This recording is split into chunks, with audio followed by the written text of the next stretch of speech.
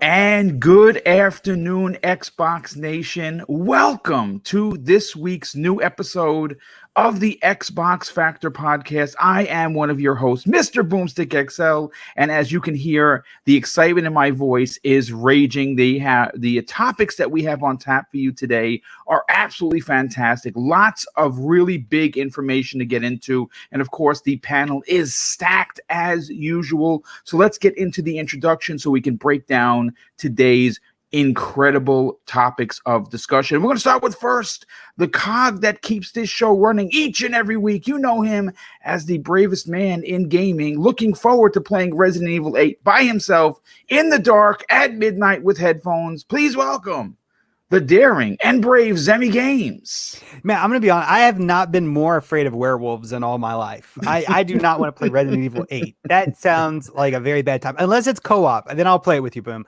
Yes. But I don't think it's going to be co-op. I don't think it is. So I'm going to be saved from that from that heart attack. But man, I'm super excited to be here. These topics that you lined up are amazing, and I can't wait to jump into them. Well, listen, thank you so much for being here as always. And yeah, there's going to be a lot of stuff to get into and a lot of thought-provoking stuff.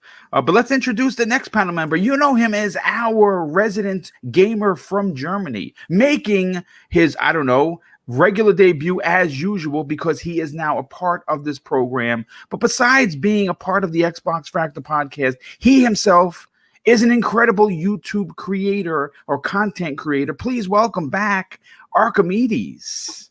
What's up, Boom? What's up? Happy launch day for everyone to the PlayStation 5. Yes. Today's the global launch. Yeah. I'm a little bummed. Mine still hasn't shipped yet, but I'll get it eventually. And today we have some amazing topics from the Xbox side, so I can't wait to talk about them. Yes, well, it's great to have you here, and obviously, you cover Xbox more specifically. Obviously, you cover all games, but Xbox is your place to where you lay your head at night, and it's great to have you a part of this panel each and every week. Next up, on loan from PlayStation Nation, you know him as the subtle voice of an incredible PlayStation podcast, but we're talking Xbox today. Please welcome Mr. Bad Bits. I'm trying to find my Xbox controller. I don't know where it went. I got the Sonic Blue one. Oh, did you? Yes, so do I. It's so nice. I don't even know where I put it right now. And that's gonna haunt my dreams. Which they're powered by Xbox today. Yeah. No, I'm happy to be here. I'm happy to talk Xbox. I actually got to play the Xbox Series X, and oh my god, it's something else. This thing's fast. It's ultra fast, yeah, and more so than that, it's ultra quiet. At least mine, I never hear on at all, dude. Never. You have to literally put your ear to the vent, and then you hear a whisper. It's such an impressive piece of tech. Yeah, and you know what? I mean, obviously, I'm glad you got the Sonic Blue controller. I actually have that as well, and I have Sonic the Hedgehog holding said blue controller, and it looks pretty damn cool, to be honest with you. Thank you so much for being here, Joe. Super appreciate it. Definitely can't wait to hear what you have to say about these topics. Next up, someone that considers himself to be someone that talks too much. I don't think he talks enough. Please welcome back VJ. Welcome to the program there, brother.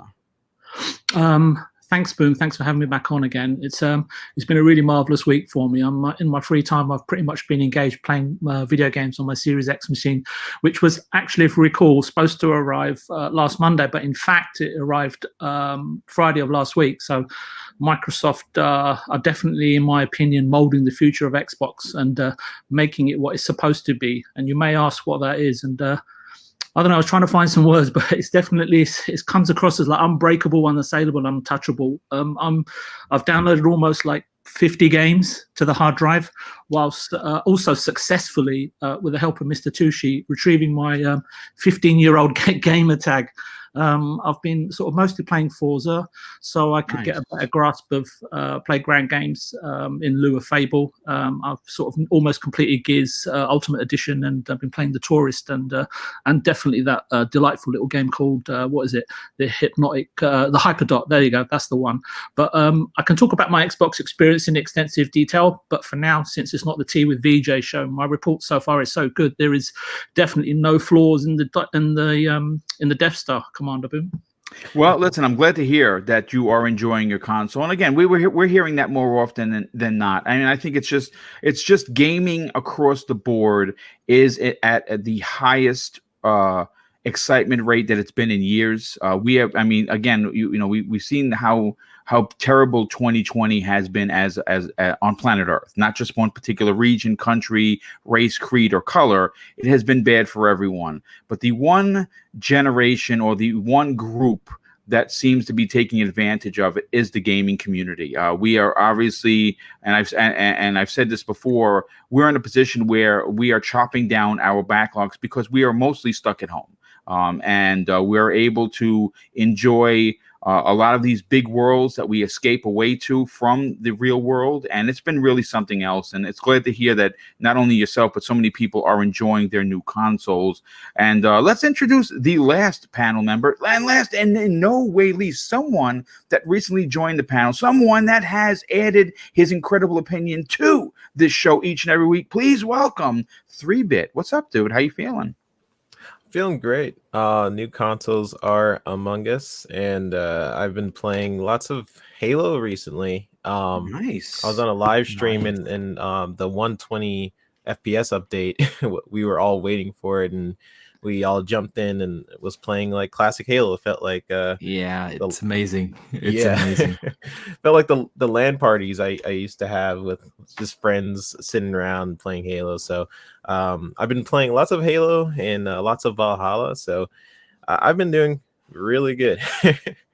Excellent. Well, listen, I mean, again, you're enjoying your console. It's glad to hear that you're enjoying it with, of course, the classic brand known as the Halo franchise, and it's great to hear that. But listen, we have to jump right into it. Before we do, we have to thank the first super chat that comes in for the day from our very good friend Smitty Smith. He drops an outstanding $5 super chat and says, "Salute to the panel and chat. Enjoy your gaming and each other. The Book of X." Indeed, Smitty, thank you for your generosity, but more importantly, that you're here each and every time we do one of these shows. Folks, we got to get into the weeds here. Opening the show, and should come as no surprise, is Cyberpunk 2077 is a game that I think everyone and anyone is looking forward to, and that's coming out on December 10th. What's interesting and why it's making the first topic or salvo of the Xbox Factor podcast for today is the official gameplay trailer that was released 2 days ago, and my God, it looked absolutely astounding. And you know what? Because CD Projekt Red does not want to leave any stone unturned, they did side-by-side comparisons where it kept switching from the Xbox One X to the Xbox Series X. Now, obviously, the Series X version looked absolutely incredible. There's no denying, but the Xbox One X actually looked pretty damn good. And I've watched the video now 3 times. I've seen it from top to, it's about 13 minutes long, and it is incredible. It is a video that, if this is the game you've been looking forward to, and I really have to say that I think that a good portion of the community is looking forward to this, you really got your first taste of what your new console, meaning your Series X, is going to be able to produce in regards to graphics. And man, it was on display for everyone to enjoy. Zemi Games, we're going to go to you first. This is one of your personal most anticipated games. I think the question that many people are asking is, are gamers going to wait for the next gen patch to release next year? The question I have for you is, based on the video, can you wait at all to even play the game, let alone wait until next year? Yeah, no, I'm not waiting to play for I'm not waiting for the next gen patch. On December 10th on launch, so long as it doesn't get delayed, and I don't think it probably won't. But if it does, that's fine. But on December 10th, I will be jumping into Cyberpunk. I will be playing it on my Series X, and I will be enjoying every single part of the game. I've already cleared out my schedule. I'm going to have Assassin's Creed beat and Call of Duty beat, and hopefully Call of the Sea beat by then. And the only game that I'm going to have on my radar is going to be Cyberpunk. I'm going to play it for like a week, 2 weeks straight, 10-hour shifts. I'm going to put my whole life into that game probably. And I can't wait for it. I'm definitely one of those games. And I think we actually mentioned this on Tuesday with somebody talking about it with a super chat. I'm not one of those gamers that's probably going to go back to the game whenever it gets that next gen upgrade. I might, run it, like play through like maybe the opening part to just see how it looks. But by the time that this new next gen upgrade comes out, I will have pretty much done everything in the game. There really probably won't be anything left for me to do. Maybe they might release some DLC and I'll play the DLC with the next gen upgrade. But I am not going to be able to wait for it. I'm super excited. The gameplay that we saw, in this video, it looked absolutely amazing. The graphics looked fantastic. The world looks absolutely massive with a ton of details. I noticed like there was like some scratches and like just like little dirt like on some of the cars as V was walking through the street to get to his car. The game just looks absolutely incredible. I cannot wait to get it, and because of that, I will not be waiting for a next gen patch. I mean, that makes sense. I mean, look, first of all, here's the thing. They've already said that Cyberpunk 2077 is 2.5 times bigger than The Witcher 3, which is outrageous. We also know that they have a total of 6, I believe it is 6 boroughs that are very similar to like what's in New York City, where they have, Queens, Brooklyn, Manhattan, Staten Island, and the Bronx. And each one of these boroughs is going to have a ridiculous amount of things for you to do. Now, I would imagine that if you're going to just simply plow through the game, I couldn't say that it's going to take you 20 or 40 or 80 hours. I would imagine that because it's a CD Projekt Red game, it's going to be a while. Hopefully, the upgrade or the patch that's going to be coming, or the free patch for both the Series X and the PlayStation 5 that are going to come in 2021 comes sooner than later, and potentially you might still be playing the game while that drops. Because I know you, like myself and many people on this panel and in the chat, enjoy going over these areas with a fine-tooth comb. So I think you're going to be looking for these side missions. And so for all we know, you could put. I mean, for you, Zemi, what would be an acceptable amount of time in this game that you think you're going to put into it? Probably 100 to 300 hours. Yeah, I was going to say 200, but yeah. That's fair, because obviously you do. I mean, this is an RPG, and this is CD Projekt Red, and we know that they're master craftsmen in what they do and what they be bringing to the table with this game. I mean, this game has been in development of, I want to say 10 years, but it's probably the right number is probably 5 or 6 years, and it could potentially be more for all I know. But it's going to be big, and it's going to be exciting. And what we saw on display a couple of days ago has been nothing short of breathtaking. I cannot wait to see it. Boxer Bear, one of your most anticipated games when speaking with, behind the scenes is Cyberpunk 2077. The fact that we got a chance to actually see gameplay from CD Projekt Red on the Xbox Series X. What was your opinion on what you saw? Did you get even more hyped for the game? Yeah, I got goosebumps.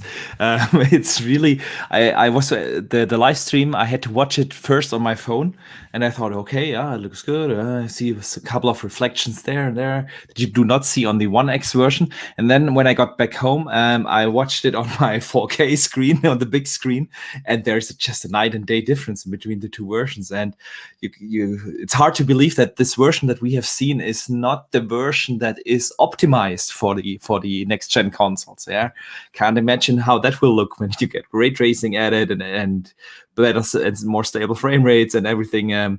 This is going to be insane. And the game itself, I mean, everything we have seen, it's going to be really a strong, very strong contender for game of the generation for the next gen. Sure. I have no doubt about that. The world is just so super dense. There's so much detail in it. So many things to discover. I think I love the cyberpunk setting. This colorful but still dark and gritty world. It's going to be amazing. I'm going to spend a lot, and I mean really a lot of time in that game. I mean, I have 4 complete playthroughs of The Witcher, including the DLCs, and I'm in the middle of my 5th right now. Put that on hold, of course, for for the new consoles and all the new games. But I'm definitely going to have multiple playthroughs in that game for each of the factions, and yeah, so. I'm just super stoked for the game. I can't wait to book 2 days off work for when it comes out, so I can really sink my teeth into it. And yeah, can't wait. Yeah, real quick, I want to shout out somebody in the chat. You know him as someone that maybe you don't know who he is. You saw the new intro that I debuted last week, and Dinero Primero is in the chat. I want to welcome him. If you are someone like myself who is looking for artwork or an artist to bring to life your visions of your YouTube channel or show, you got to reach out to this dude on Twitter. I have his information in the show notes. And thankfully, Joe, Mr. Bad, is the one that said, hey, boom, take a look at what he did. I think you should check this guy out. And here we are. He did his opening for his new rebranding and for the Xbox Factor podcast rebranding. And of course, I know that he's been getting a lot of work, and hopefully that's because of me and Joe's word of mouth kind of pushing his brand. Yeah, so talented. Yeah, and very happy that everybody has taken to our intros so much so that they're reaching out for their own. It's awesome to see, because he is so incredibly talented and equally humbling. So yeah, everybody go Diego. Yes, stay tuned for next Monday on my channel. If you're not convinced by now of his amazing work, yeah, I just couldn't agree more to you two guys. Yep, I absolutely want to give him a quick shout out. But listen, Mr. Badbit, obviously one of the real world problems that gamers are dealing with currently, and it's going to continue into next year, is the amount of games that we are playing. If you look at especially open world games, I saw that you finished Spider-Man Miles Morales. I've only started it for less than half an hour. I'm playing. Had about 25 hours into Watch Dogs, which I then paused to play Assassin's Creed, which I'm addicted to. And then on December 5th, we have Phoenix Rising, another open world Ubisoft game that looks insane. And then on the 10th, we now have what we're talking about today, and that is Cyberpunk. My God, we don't know when we're going to be able to finish these games, but for you, what were your thoughts on the gameplay trailer, the official gameplay trailer for the Series X that dropped a couple days ago? I'm excited for this game. I'm excited for it. I don't believe a word of what CD Projekt Red has to say when it comes to the release date. So like I'm like, I watched it, I was like, yeah, this is nice. I just hope it comes out on the 10th. You know, like that's kind of where I'm at this point. It's like, okay, cool, but is it really? I'm very skeptical on the release date. But like, other than that, yeah, I'm gonna sink all the hours into it. It's cool to see even the smaller patch for next gen looking to be as great as it is. I can't wait to see what they do when it's the full next gen thing. But yeah, I'm excited. But again, I'm also, I don't know about the 10th release date. I don't know. I'm kind of, I think point done is, as much as I liked what I saw here, I'm tired of seeing it. I got just you want to just play it already. Yeah, I got you. Yeah, and all these like I'm just waiting for the yellow card to come up, going, "Hey, gang, here's another bad announcement." Because I'm at this point where I'm like, dude, I'm already sold, but now like you keeping on showing me things and then getting my hopes up and then disappointed. It's like this vicious cycle. It's like the awful X, right? You keep coming back to, but yeah, I'm not. I'm hyped, but I'm cautiously pessimistic. Yeah. I don't know. I've been hurt before too many times, even. I hear what you're saying. It makes sense. Listen, I think I talked about this on last week's Breakfast with Boom. I'm kind of on the fence as well, and not because I don't think that they are lying to us. I think that with the current world situation, things are just becoming much tougher, and I think delays are going to become something that we're going to have to get used to. And until the vaccine is official, until we know everyone is taking it and it's working, because again, COVID is a real thing. It's resurging in a big way, and it's a scary time. It's a frightening time. And just when people were starting to get somewhat normal, where you're not wearing, where you're still wearing your mask, you're still keeping apart, and you're still wearing gloves, and you're washing your hands and wiping down your cardboard boxes with, Clorox wipes when they come in, it's starting to get out of control once again, and delays are going to happen. Now, I have to be honest with you. From what we heard, the holdup wasn't the next gen consoles. It wasn't the PS5, and it was not the Series X or the S. Where the issue was, from what we understand, was on the PlayStation 4 and the Xbox One. Those versions were obviously not working to the best of their ability. And because they showed off the Xbox Series X and the One X version just a couple of days ago, I believe that they're probably going to launch. At least that's my hopeful thought. VJ, let's get you in on the conversation. You got a chance to take a look at the video. I was completely flabbergasted on how incredible it looked, more so on the Series X, which is where I'm going to play it. And I would imagine that you will as well. What were your thoughts on CD Projekt Red's gameplay trailer? I can understand the excuse me. I can understand the yearning, right, and the sort of, for me anyway, and that sort of hypnotic vibration that Cyberpunk 2077 is sort of evoking an exciting and enticing range of emotions in each and every one of us, right? It's pretty clear to see everybody's a fan. It's its visuals are sort of how can I put it, incredibly captivating, with its almost sort of sumptuous, luminous and dazzling like brilliance, right? That's on display. As the release date draws sort of ever closer, and it's inevitable, right, at some point, just to sort of tack on to Mr. Badbit, I can sense the sort of like the heightened awareness and desire, and how much we all really want to just get our teeth into it, and we want it to be everything it can possibly be and wish for, really. I've never sort of seen so much support just for one single studio. Expectations are high, Boom, and quite rightly so. The achievements, for me, when I look at the game and I look at the studio and I take a step back, for me, the achievements of the human brain are what stands out, and what for me are quite remarkable. I'm not an artist or a coder, as I've said before, yet many of us can see, sense, feel, and even appreciate the mathematics, right, sort of involved in creating a unique video game. Evidence is continuously mounting as to why CDPR's Cyberpunk 2077 may arguably be the best example of a unique video game, if not a masterpiece.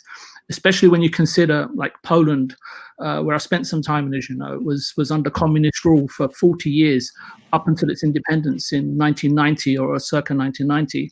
And while under USSR rule, they were watched, censored, and deprived of basic necessities, to be quite honest with you. So what amazes me yet again is what can blossom out of diversity, suppression, and being starved of sort of basic cultural and how can I put it, humanistic rights, so to speak.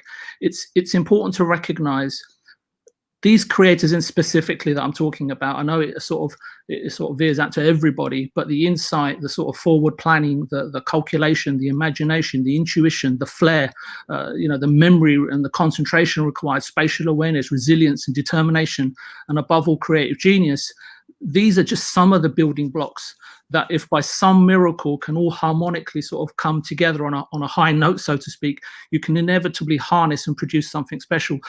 My brain is not constructed or blessed well enough with imagination or what wonderful gaming experiences may come to pass in the future, but we can all certainly look forward to Cyberpunk. I hope we can all agree when I say it seems to me to be in every way the sort of visual personification of absolute perfection, as Mr. Fry would put it. Even if it's not a game for you or something that you desire per se, you can surely admire, if not celebrate, the sort of artistic and technical merit, if not the rare, beautiful, bold, surprising, creative, imaginative, and all sort of engaging and miraculous achievement that's on display. So anyway, that's just my thoughts on it, Boom. Did you read a poem? That was beautiful. That was, again, once again, having him added him to this show has been nothing short of yeah. I mean, like the rookie of the year, because my goodness, dude, that what I like Cyberpunk. I don't plan on dying anytime soon, but VJ, I need you to make a eulogy for me, buddy. That was beautiful. I love it. Yeah, well done, VJ. And again, very, very, very elegantly put, and thought provoking, and that's what we love having you on here. But let's bring in 3-Bit to the conversation. Now, 3-Bit, having you on this panel is also very special, and I say that because you are in a position professionally where you can understand how something like a pandemic can hurt production. Behind the scenes, you are someone that works with production to get things done. Now, obviously, everyone was tremendously disappointed that we didn't get CD Projekt Red's masterpiece, which it appears that it is, without a doubt, without even question. It seems like it is going to be, again, like The Witcher 3, one of those generational games, and in considering the generation just started and ended with the X and the PS5, and ended with the PS4 Pro and the Xbox One X, this is a pretty incredible time for gaming. For you, based on what you saw with the video, what are your feelings on it, dude? Is this going to be as big as we all think it is? Yeah, it's hard to not be excited for this game. It's extremely captivating and ambitious, and I think a lot of people do have that sense of heightened awareness going on with it. But that's just because of what's being shown is new. It's amazing. I'm not gonna wait for the patch either. I have to play this game as soon as possible. I do hope that the frame rate is uncapped for the compatibility versions so that it can in some way take advantage of the Series X hardware. Also, if the resolution is dynamic, the Series X can also bump that up to 4K, potentially due to its power. But what I saw from the One X looks fantastic. So I will wait for I won't wait for the patch for the Cyberpunk, but I will wait for the patch for the counterpart, which is Witcher 3, because I kept starting up that game, not having enough time to play it. So I'll just wait to see the ultimate glory of the patch for that game. But yeah, I'm extremely hyped for this game. Now, do you honestly feel that you have the willpower to wait for it? No, I don't have the willpower to wait for Cyberpunk, but I'll wait for the Witcher one. Is what I was saying. The Witcher patch, yeah. I'll wait for the Witcher one. Although you have to try it, it already has a performance mode which has a dynamic resolution scaling, and due to the raw power of the Series X, it basically runs at stable 4K at 60 FPS, and it looks glorious. I jumped in a little bit just to see, I want to see that load time, so I did get to fast travel just to see, and wow. So if it's like that already without the next gen enhancements, I will wait for that one. But regardless, I think a lot of people do have to consider, and I'm gonna really touch on this when we get to Halo. Behind the scenes, it's very hard to you have to really think about how the pandemic is really affecting production in general, and it's not easy for a lot of these studios. And I've just seen firsthand, like just how production studios have to deal with, like, let's say for the Slip Space engine or even CD Projekt Red, these are engines that they are dealing with the engineers firsthand, especially if the engine is not like a popular engine. Like if you have to look up a problem of what's going on with the game, they have to really communicate with each other. And now that everything is very much digitalized, so that really increases the problems for or the timeline for a lot of these issues with these games. So we are all like fans and we're all waiting, but I think we just all have to consider just like these are people too. They're working their butts off, and they're very passionate about what they're working on. They want you to play as much as we want to play it, Right. Right. So I think when really thinking about like, oh, I'm we do have sometimes a sense of entitlement sometimes, where it's like, this is my thing, which it is. When if you buy it, is yours. But at the same time, these are people who are very passionate about their projects, and I think it's important to also note that when you're thinking about playing or waiting for a product to come out. So yeah, those are my thoughts. I'm really excited for Cyberpunk. Yeah, I think it's obviously it's safe to assume that and that's the thing. The Game Awards, we're going to talk about it more specifically on tomorrow's Breakfast with Boom. Were announced. Obviously, Cyberpunk missed the cut. We know Cyberpunk is not going to be a part of it, and Ori was fucking robbed. Yeah, Ori. Yeah. What in the world? Yeah, Shame. it really was. I mean, look, the list is a very stout one. Again, Joe, you're going to be on tomorrow's show. We're gonna get into it. And look, I've said this before, and I don't really want to get into it because I want to really kind of go in on it. I'm actually, I'm going to save my opinion for tomorrow of what I feel, because obviously in the past I've had some issues with the way things are done, the way certain games get snubbed. A lot of people look, if you watch the interwebs, people are happy with some of the choices, but like Ori is one of those games that it's so generation defining. It's such artwork. It's literally a living picture. The fact that gets snubbed for something else, it's a bit of a head scratcher sometimes. And it's not a he hates Xbox kind of a thing. I don't think that's it. I think that's really a small step. Can I tell you my worst fear that I think is going to happen? Yeah. Animal Crossing is going to win. I don't think it is. I'm going to be honest with you. I'm pretty sure. I have a feeling. But again, you know what, folks? Listen, We should let me. You're right. I'm putting the cart in front of the horse. Let me back the truck up and let me get my final thoughts on this. First of all, Cyberpunk I have the collector's edition pre-ordered. I cannot wait for them to take my money already. It looks amazing. I cannot wait to get the Steelbook. I cannot wait to play this game. My biggest question is how long I'm going to play this game. And that may be why I'll try it out. I'll play for about an hour or two, and I'm probably going to put it down.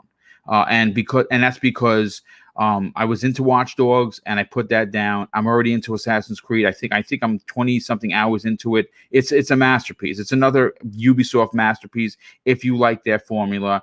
And to think that I'm going to start up Phoenix Rising, which I'm really looking forward to, and then 5 days later have to stop that to play Cyberpunk. Someone is going to get the cut. And I think it might be Cyberpunk, so I wait for the next gen patch, and I can really enjoy it at the maximum level possible. That at least that's what I think I'm going to do.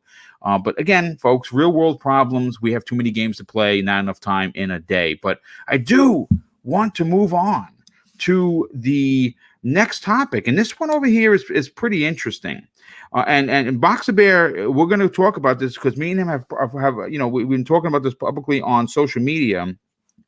With the growing list of the amazing things that the Xbox Series X and S can do, there is a small issue that has come to light regarding the DVR function of Xbox video captures where you can share on social media. Now, many in the community and on this panel have unfortunately become victim of the dark and mostly unwatchable gameplay captures that range from nearly pitch black to barely visible gameplay clips that span every game. Now, one of the biggest and most impressive things about social media, especially if you are a gamer, is being able to share your biggest accomplishments or your biggest failures by simply hitting the new share button feature on the S or X controller. Now, hope is not all lost, ladies and gentlemen.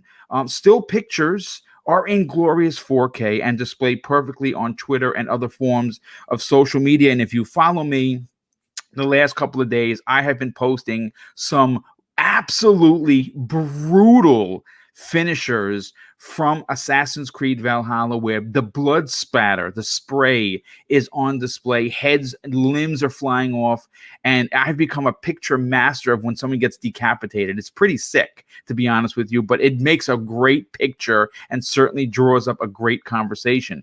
But here's the thing. The video issue is something that what I didn't know how long it was going to take for Microsoft to respond, but it turns out that Jason Ronald, director of project management of the Series X and S, and of course representative of Team Xbox, is not only well aware of the issue, but a patch to address the situation is coming. And here is what Jason told both Archimedes and me on Twitter. Very simply, yes, we are aware of it, and the fix is on the way. Now, I'm going to go to Archimedes first on this, because the reason why I think this is worthy of a conversation isn't the fact that there's an issue. No, that's not, I mean, obviously we don't want to harp on bad points, but we will talk about an issue, constructively, because that's what we're supposed to do as content creators. But it is how quickly Jason Ronald has responded to not only us, Archimedes, but the community as a whole.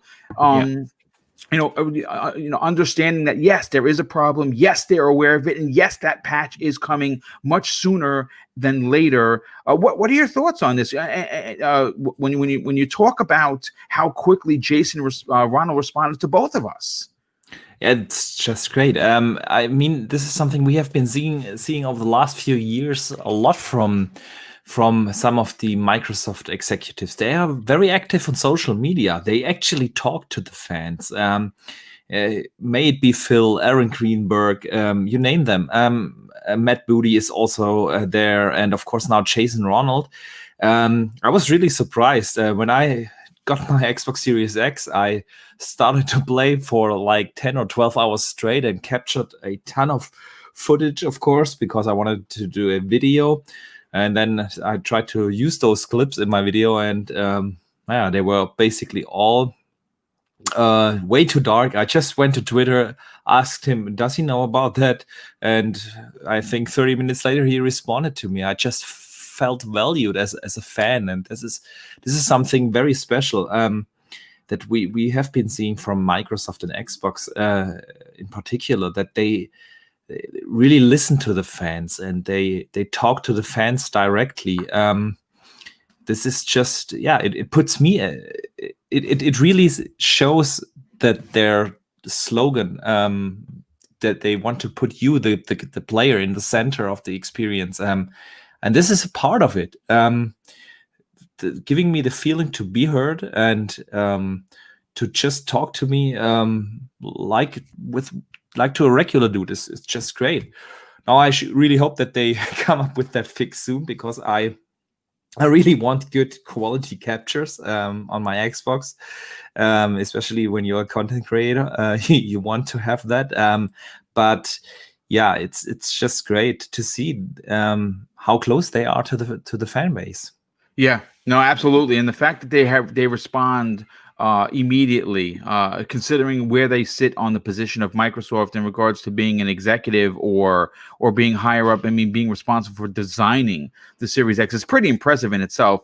Joe, I want to go to you next on this, because you and I have had this conversation before of the differences between the way Nintendo and Sony deal with the fan base as opposed to the way that Xbox. And again, we're not throwing either of those two first disclosed companies under the bus, but Microsoft has made it their business to be in touch with the fans, and we've seen this more often than not. And if it's not Phil Spencer answering a question, it's Larry Herb or Jason Ronald, or of course Aaron Greenberg. Matt Booty has gotten to the conversation before. We've even seen the head of the initiative have conversations with the community, and this is an issue that potentially can be a big one if you are like us. We're all content creators here, and of course the way that you drive people towards your Twitter account and of course towards your podcasts is putting up gameplay video showing off your excitement for the game. And you show off a clip, and when you can't see that clip and it comes out dark, it sends a bad message. It sends a bad message because people are like, well, wait a minute, whoa, why am I seeing? I can't see that. Is that what the game looks like on the Series X? Because I actually had a few people reach out to me on that. Like, whoa, is that what the game looks like? I'm like, no, there's an issue with the DVR. Yeah, I've been getting that a lot. I mean, this is really important in today's media landscape that you rely on social media. And I think this was one of the big parts of the success for the PlayStation 4, because in the beginning of the generation, they really had that with the share button and being able to upload on Twitter and everything, that you have viral marketing. The casuals that just throw through the timelines and they see us hardcore gamers being happy with screenshots or a short video clip or something. And this is really a super important part in the marketing strategy. And for them not having that ability right now to be able to share clips, they really have to address that soon. Yeah, I think they will. So, like, when it comes to, I think you guys are completely right. I think the share button is absolutely, when I think back on the PlayStation 4 generation and what is the best or the most important feature of the PlayStation, and maybe even the most used, it's the share button. Yep. 100%. The share button, 100%. Yeah. Hands down. Like, it is revolutionary in the fact of, like, up until that point, we weren't sharing our clips on Twitter or Instagram or wherever the case may be, or uploading it to YouTube or streaming on Twitch. Like, that button was revolutionary, and it's free advertising. And that's why, like, when you press the create button now on PlayStation, it's a whole suite of, like, okay, so here's 30 seconds of your gameplay. Okay, what do you want to do to it? And when like I just tweeted out me getting invaded in Demon Souls and just absolutely wrecking that fool, because it's my house, Phantom Man, my house. And, like, again, like, it was simple, it was easy, and you already had pre-made hashtags there because they want to get this in front of people. Yes. It's super important that you're putting your best foot forward when it comes to things like this. It sucks that, like, honestly, Sea of Thieves, if you played that, it looks like I'm playing, like, Sea of Thieves 2. I know I sound dramatic when I say that, but, like, it just looks so freaking great and it runs so freaking smooth. And yeah, like, to see uploaded, like, video clips of it looking really dark and it's not even nighttime, that is a little concerning. But also, like, understand that, look, we're in the era that we are right now, it's hard to do anything. And they just launched consoles. Yeah, both of them are going to have bugs. Both of them are going to have fixes. Both of them are going to crash sometimes as well. Mm-hmm. Luke, he sucks. He just sucks. But, like, that's the thing. I think people have to be a little more patient, a little bit more understanding, and asking that of the internet may be a bit hard, but it is something we have to kind of understand. That said, I love the way Xbox communicates. I think it's the best. I think it really does put their community forward, because Xbox understands they don't have a culture like PlayStation. They don't have a culture like Nintendo, and they need to cultivate that culture. And they're doing it in the best way possible. And when I say that, it's not a negative, right? Like, they haven't been here since the 90s, right? So, like, they understand what they have and what they don't. And because they don't have the IP library like the previous two, they know that they had to put their best foot out there. They know they want to make ground in certain places, and so that's why you're seeing heads like Matt Booty, like Phil going out there and being kind of the voice of the people. It's really awesome to see that. You know, the only person that comes close, maybe even exceeds at some points, is Shuhei. Shuhei will go out there and be like, look, I bought an Oculus. Look, I bought a Series X. Look, I'm playing games. Like the man is just the embodiment of fucking joy itself, it seems. Yeah, I agree. So, yeah. And of course, like Jim Ryan ain't playing a video game. He's a businessman. He's always going to be about business. I don't believe he's out there teabagging fools in Call of Duty. You know what I mean? So like he's at the opera and he has the little monocle in his eye. Exactly. That's what he's doing, dude.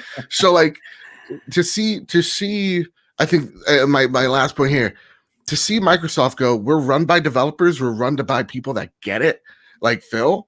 And then having them have that personal touch is awesome. PlayStation does it in the fact of like they let their studios do all their talking. Yeah. So you're really relying on that PR team to do things. Like Insomniac does a great job. Santa Monica, though Cory Barlog doesn't reply to me because he hates me so much. I don't know what I did. But like you're really relying on those PR teams. So I would love to see more of them come forward and have that personal face to it. But then also, like some of them, like Neil Druckmann, don't really necessarily want to do that because they just get hate all the time. Yeah, so, plus he's a little brash.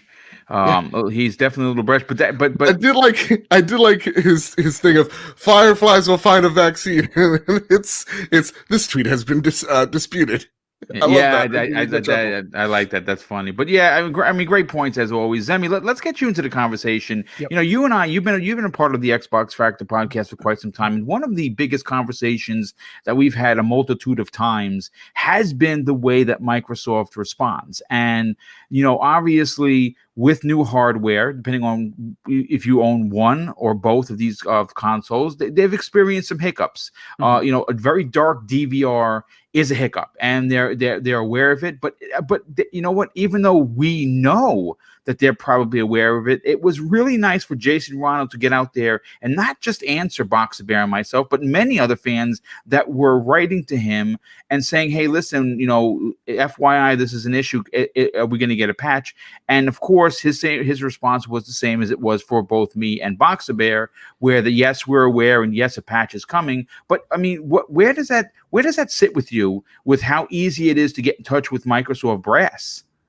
Well, I think to start off, you know, to think that there would be no issues with these new consoles, I think is a little, you know, naive, right? So anyone I agree. that would be out there, you know, screaming from the mountaintops, Xbox sucks because of this, you're crazy.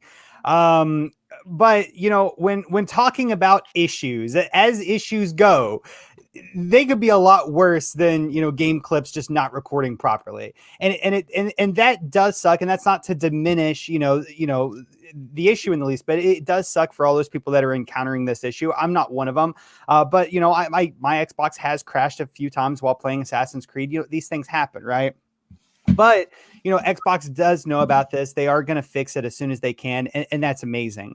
But one thing that I really, really do love, and I think is a huge testament to the Xbox brand and how they have, you know, created the company, you know, or reformed the company into what it is these last few years, is I love the transparency that they put out there, and I absolutely, you know, admire, you know, the level of community involvement that Xbox does show. I think it's amazing, and it builds a ton of faith into their brand, and it reassures people that do go out and pay $500 for these new systems, or you know, $300 for these new systems, or just play them, you know, on their mobile device, or play, you know, their games on the PC. It reassures the customer that they are still, you know, valued, right? And that their concerns are, you know, on Xbox's radar. And I just think it does a lot to build up the brand even more.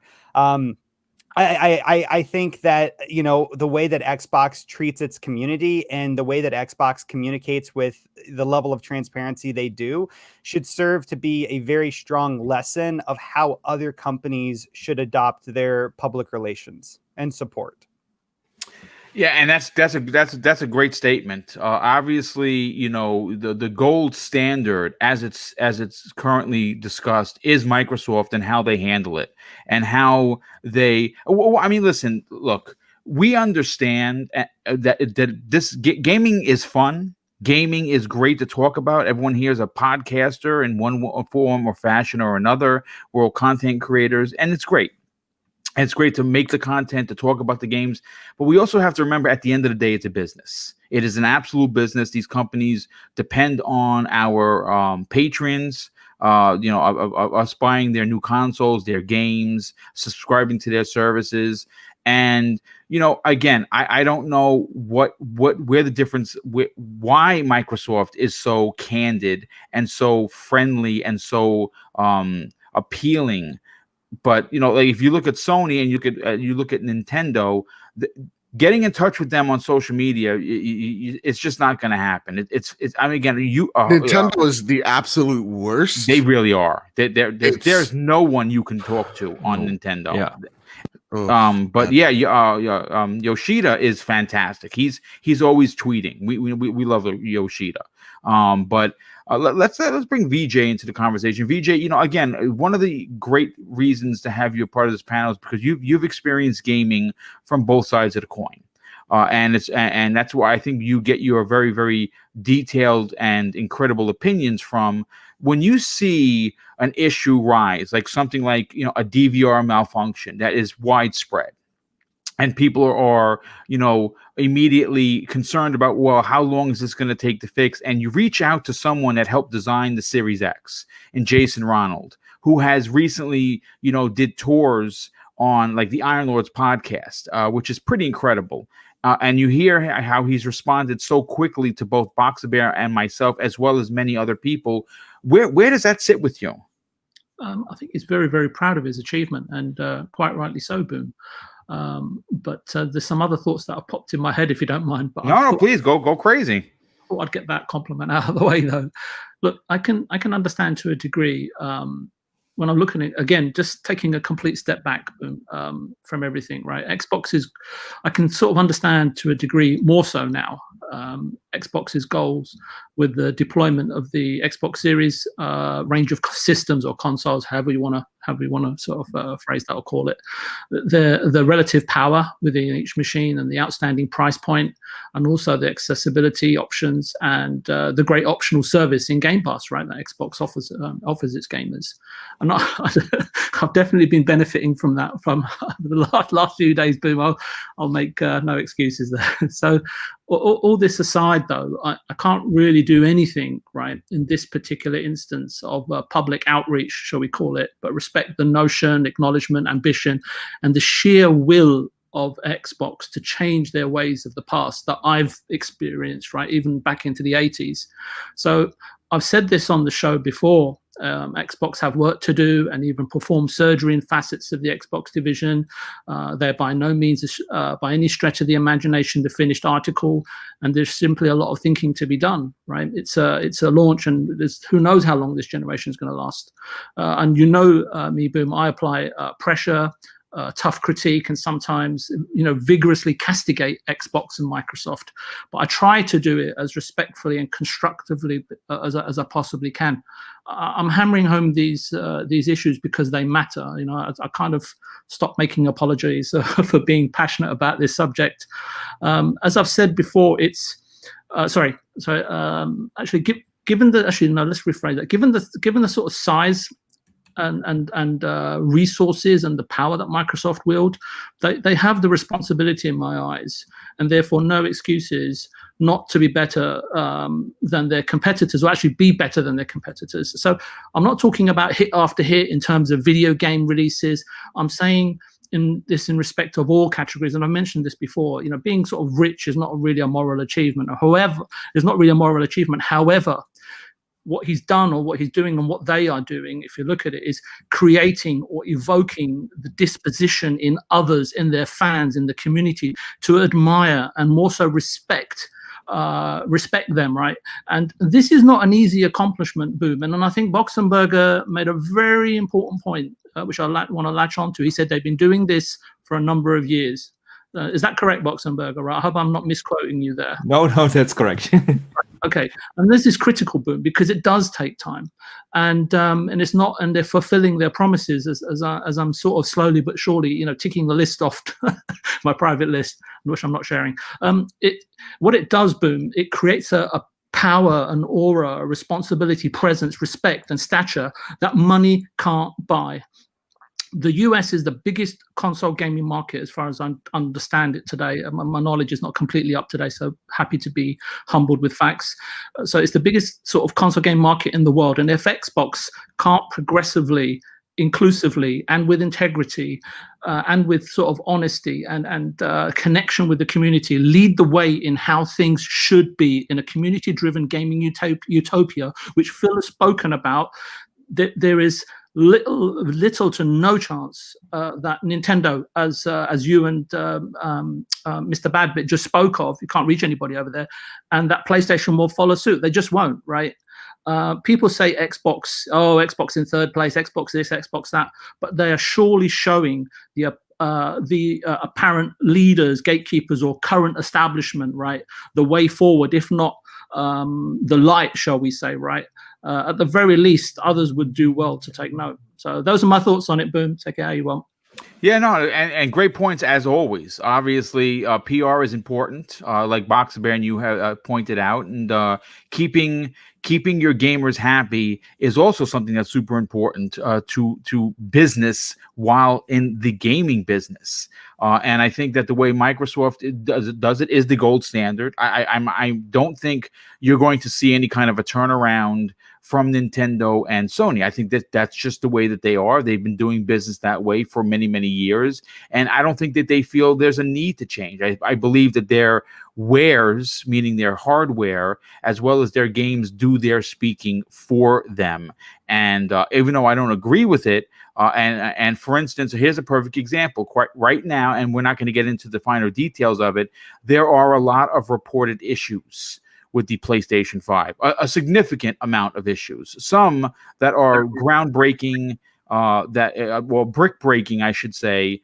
And there's no information. Like, there's no one to turn to. Sony has yet to address it publicly. I'm sure they're working on it, but it sure would be nice if someone that helped design it, like, I don't know, Mark Cerny, got out there on social media and said, hey, here's a blog post. We understand that these are the issues. We are working on it. You know, the same way Jason Ronald would get out there and write an Xbox Wire article on an issue or respond publicly to some complaints that we've had regarding the DVR.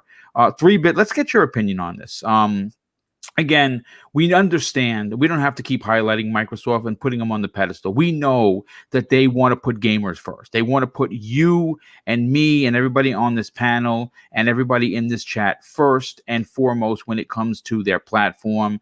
And here, you know, the response from Jason Ronald is a perfect example of that. And this is something that is considered strange to many, because even in the business that you're in, the public don't really have access to some of the people making the big decisions. This is where Microsoft is different. What are your thoughts on how Jason responded to us? Yeah, communication is for sure building up the brand. I think it's great how they respond to the community. I believe I asked Aaron Greenberg a question about the award show a while back, and he gave me a pretty detailed answer on what to expect. And that's not something they have to do, but it's definitely appreciated. I definitely don't see Sony executives answering questions on Twitter or Nintendo, so it's rare and an awesome sight to see for sure. And in comparison, you know, I have PlayStation 5 issues right now. I have no idea when my problems will get fixed, even if I ask them on Twitter about it. I don't think I'll get an answer. It's pretty different comparison, but I personally haven't had any of my footage turn dark, but it seems to be a very common issue. So it's great to see that they're working on it, and I'm very excited for the next couple of months, because now that these consoles are out, the Xbox team can hone on these issues and hone in on supporting these studios that have gotten the Series X kits late because of them waiting for the full RDNA 2 package from AMD or the tools. And also because the consoles are out, it means Microsoft can eventually start adding more teams for the backwards compatibility again. And I know they took some teams off to focus on the Series X, but now the Series X is out, and these issues that people are bringing up, they can solely focus on it rather than,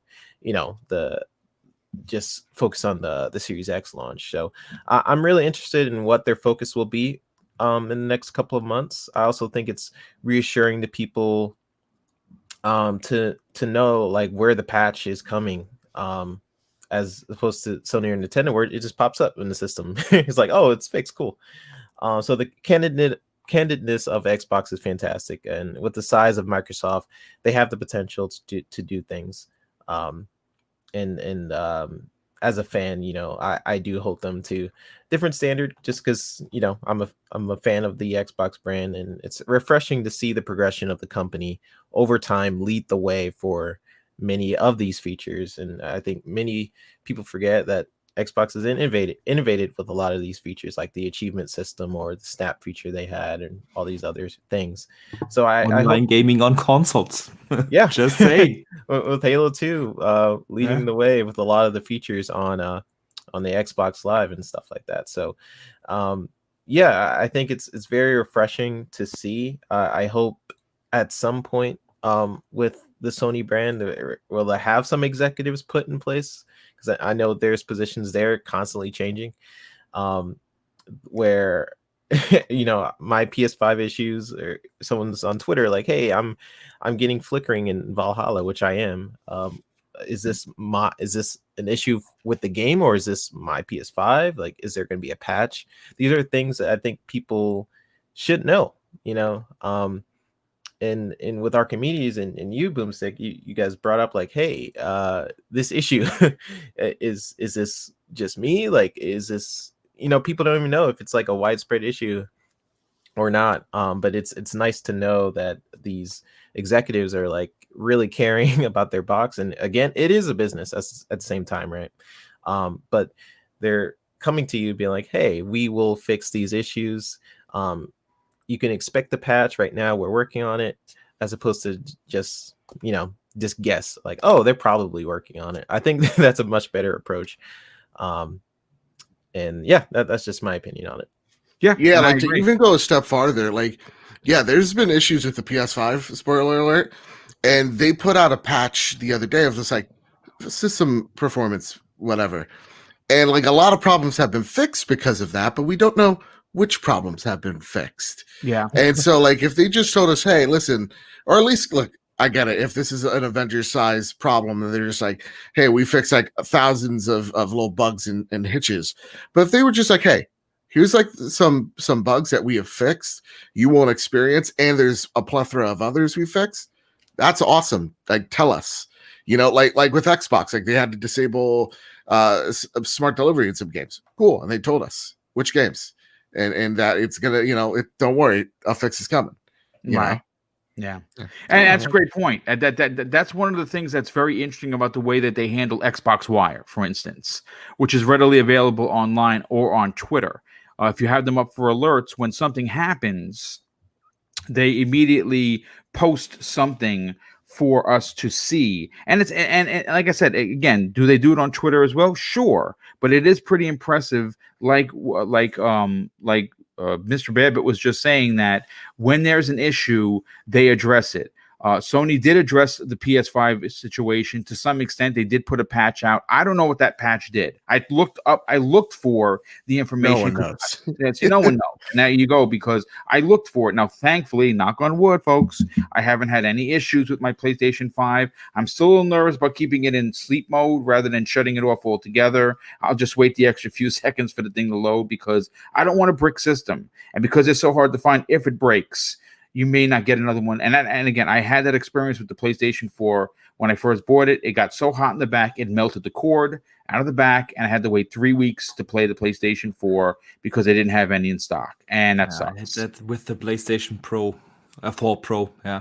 Yeah, see, so there you go. So nobody wants a faulty system. But, before we move on to the next topic, I want to thank a few super chats that have come in. First of all, a very good and generous friend of the show, Nightwolf, 3186, drops a very generous $5 super chat and says, "Hey, guys, hope everyone is doing good. I haven't made the live shows in a while due to work, but I send my love and spirit. Take care and have fun, dudes." Well, listen, thanks so much for being here, brother. And yes, we certainly appreciate you being in the chat and, of course, your outstanding generosity. And another generous friend of the show, the friendly neighborhood Blue Shell, he drops an outstanding $5 super chat, and that actually doesn't leave a message. But Blue Shell, thank you so much for being here, brother.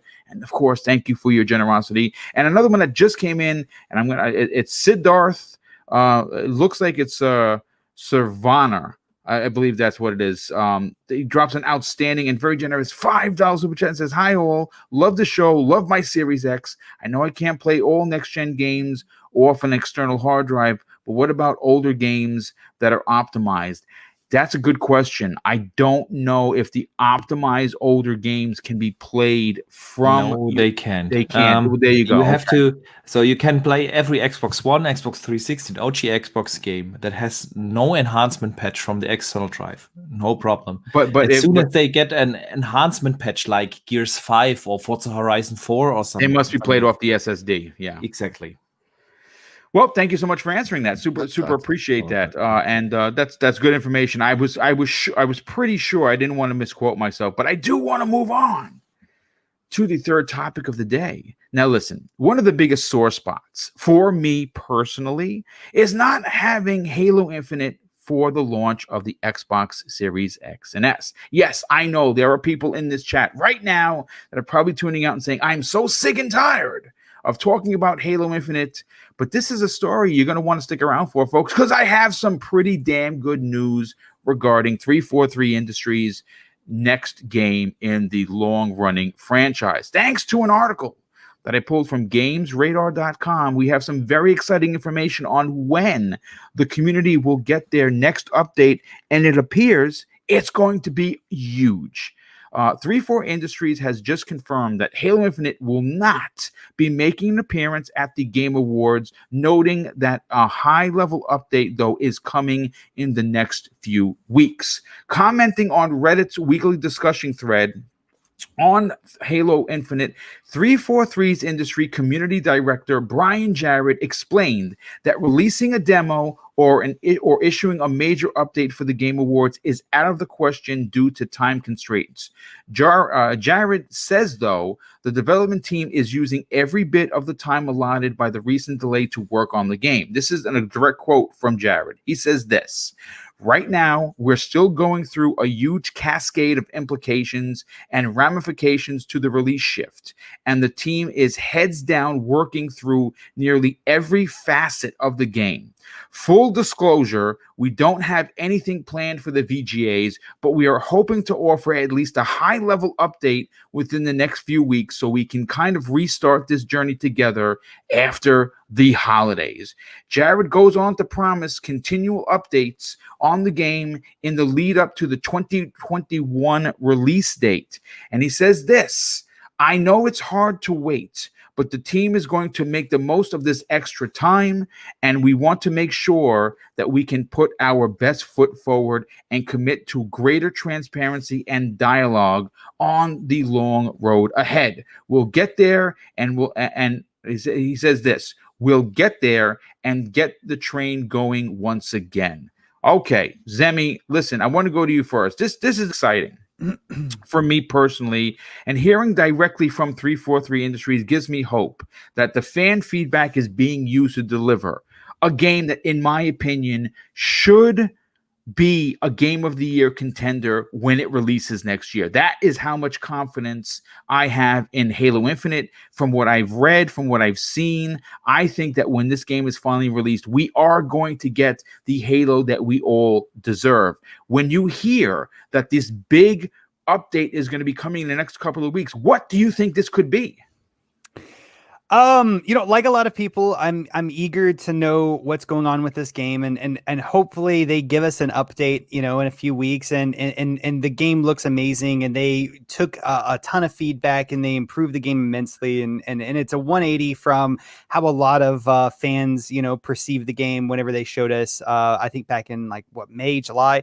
But with that being said, I'm not going to hype up this game or speculate on anything that we're going to see at all. I want to temper my expectations as low as possible. And honestly, like I said, this Tuesday, I'm in more of the camp of just waiting until the game's released and playing it, myself to actually form my opinion. So I really just don't want to get overhyped. I don't want to hype myself. I don't want to throw any expectations out there. I hope that they give us a good show of the game. I hope that they've improved it a lot from the last time that we saw it. But other than just saying that, I really just don't want to speculate anymore, if that makes any sense. No, I mean, I understand. You don't want to set yourself up for disappointment. And obviously, based on what we saw during the July event, a lot of people, look, I'm going to be honest with you. I said this before. I thought the game looked fine. Was it what I expected? No. But would I have played it like a lunatic and really enjoyed it? Without a doubt, not even a question. But I think that what's interesting is that they publicly acknowledge that they heard the fan outcry of what the game looked like. And again, based on what we know, I think the story is probably going to be the strongest story since Halo 3. I that's how much confidence I have in the Banished. That's how much confidence I have in Atriox as an antagonist. That's how much I want the Flood to return in a big way that makes this game scary again. I think that we're going to be in for a real treat. And considering that this is a project that is going to last supposedly a 10-year project, we're going to get into this story on the ground floor and continually play through it for the next couple of years. And I'm very excited for that. Boxer Bear, I want to get your opinion on something, because besides the big update that's coming, and I don't think that if it wasn't going to be substantial, would they have admitted this? Here's a tidbit. Now, I was going to talk about this a couple of weeks ago, and it wasn't big enough as a story to talk about, but I'm going to add it to the conversation now. There was a story that everyone in 343 Industries, while they're working, are wearing the Craig t-shirts, the Craig the Brute t-shirts as a reminder to what the people thought about when this meme was born. And I find that to be hilarious, but I also find it to be intriguing, because it's a constant reminder of how many people in the community saw this and felt about what was shown. And them wearing these t-shirts in the office, as you know, there's Jane, she's wearing a t-shirt, there's Johnny, he's wearing a t-shirt. It's a constant reminder. It's quite ingenious, in my opinion, where they're taking what was a meme and meant to be as a I guess a shot at the Halo Infinite game, and making it into something that's motivational. What are your thoughts on both the big update and the t-shirt situation? Let me start with the t-shirt situation. I have to do that with my team as well at work. I love it. Not with Greg, but we put something else on our shirts. I love it. I think people really forget the biggest difficulty about the Halo showing is now to motivate the team. It's not bringing up the Halo to the technical level and so on. The most difficult part now is motivating the team. Everyone who leads people knows how difficult it is if people are disappointed in their or get disappointed in their work or in their management, even worse. And I don't know which one it is, but I bet that the average employee at 343 also is disappointed with how that whole thing came together and what happened, and they had something else in mind for that game. And obviously they're taking it with a bit of humor, and that is really good to hear, because I think this is the most challenging part now, to get that team motivated again. And so hearing that gives me confidence. I love it. I really do. That's great. And about the high-level update, I wouldn't expect too many informations. If they use the phrasing high-level update, then it will probably be a block entry or something like that will again lay out some of the vision for the game, about the scope, it being the biggest Halo, and some of the visions that they want to make it last 10 years or something like that. I wouldn't expect too many details right now. It really depends, though, on when they now actually plan to release Halo. We've speculated about this before. I still think that the 20th anniversary next fall of the Halo franchise, would be a perfect release date now. Now, if they are targeting... I've been saying that for weeks, dude. Yeah, definitely. And if that is coming, if that is the plan, that they will release Halo Infinite to the 20th anniversary in fall next week, I wouldn't expect anything before E3 next year. As gameplay or something. They will take their time now and make it right, because they have had their first impression, and you know how it is with first impressions. It's hard to get rid of, and the next showing really has to hit the nail on the head, and that's why I think they will take their time and show it probably E3 next year, or let's hope E3 will happen again, but somewhere in that ballpark around June and not earlier. And up until then, we will get some informations about Halo being the most ambitious game, Halo being the biggest Halo game that they have ever built, and stuff like that, but nothing more detailed. I don't think we should expect that. Yeah, well, you know what? I mean, listen, when they say big updates, you know what I'm saying? I'm sorry to say, I cannot temper my expectations like Zemi can. I'm expecting something big to come out of it, because I'm a diehard fan and I want something now. Am I going to be disappointed if it's just, a small piece of information? No, it's going to be new information. And we're going to talk about it probably on this show, so I'm going to be excited to talk about it. But when they say, I don't think I don't think that they would say it was going to be big if it wasn't going to be something substantial, something new that we did not know about, or a clarification on something. And again, am I expecting a gameplay video? No, that I am not expecting. I'm with Archimedes here. I think try to temper him. I think this is a block of them saying, okay, we heard you. Here's some new screenshots. This is the direction we're going, because what people got to understand is that trailer that we saw that wasn't impressive, from what I was impressed, but looks like the vast majority wasn't. That took months. That took months to create. Yes. That vertical slice. So if we've had to get rid of management, if we've had to change up the vision, the scope of this game a bit, we're not going to see a trailer. We're not going to see gameplay. We're going to hear, all right, gang, it's got to kind of be like a heart to heart. Listen, things didn't work out the way we wanted to. COVID has impacted us in ways we never thought we did. We needed to change course after hearing what you guys said and taking your information to heart, because we want to make Halo perfect. You're going to get that. And I like them saying, don't expect anything at the Game Awards, because that's where we're expecting things, right? Like, I was talking to Kyle last night out of the trophy room. He's just like, you think Kojima's going to be there? Because, Geoff Keighley and him are going steady there. And it's just like, yeah, you expect that, because we've seen him in every single one of them, So like, people have these expectations that they build in their head, whether how realistic or unrealistic, it doesn't matter.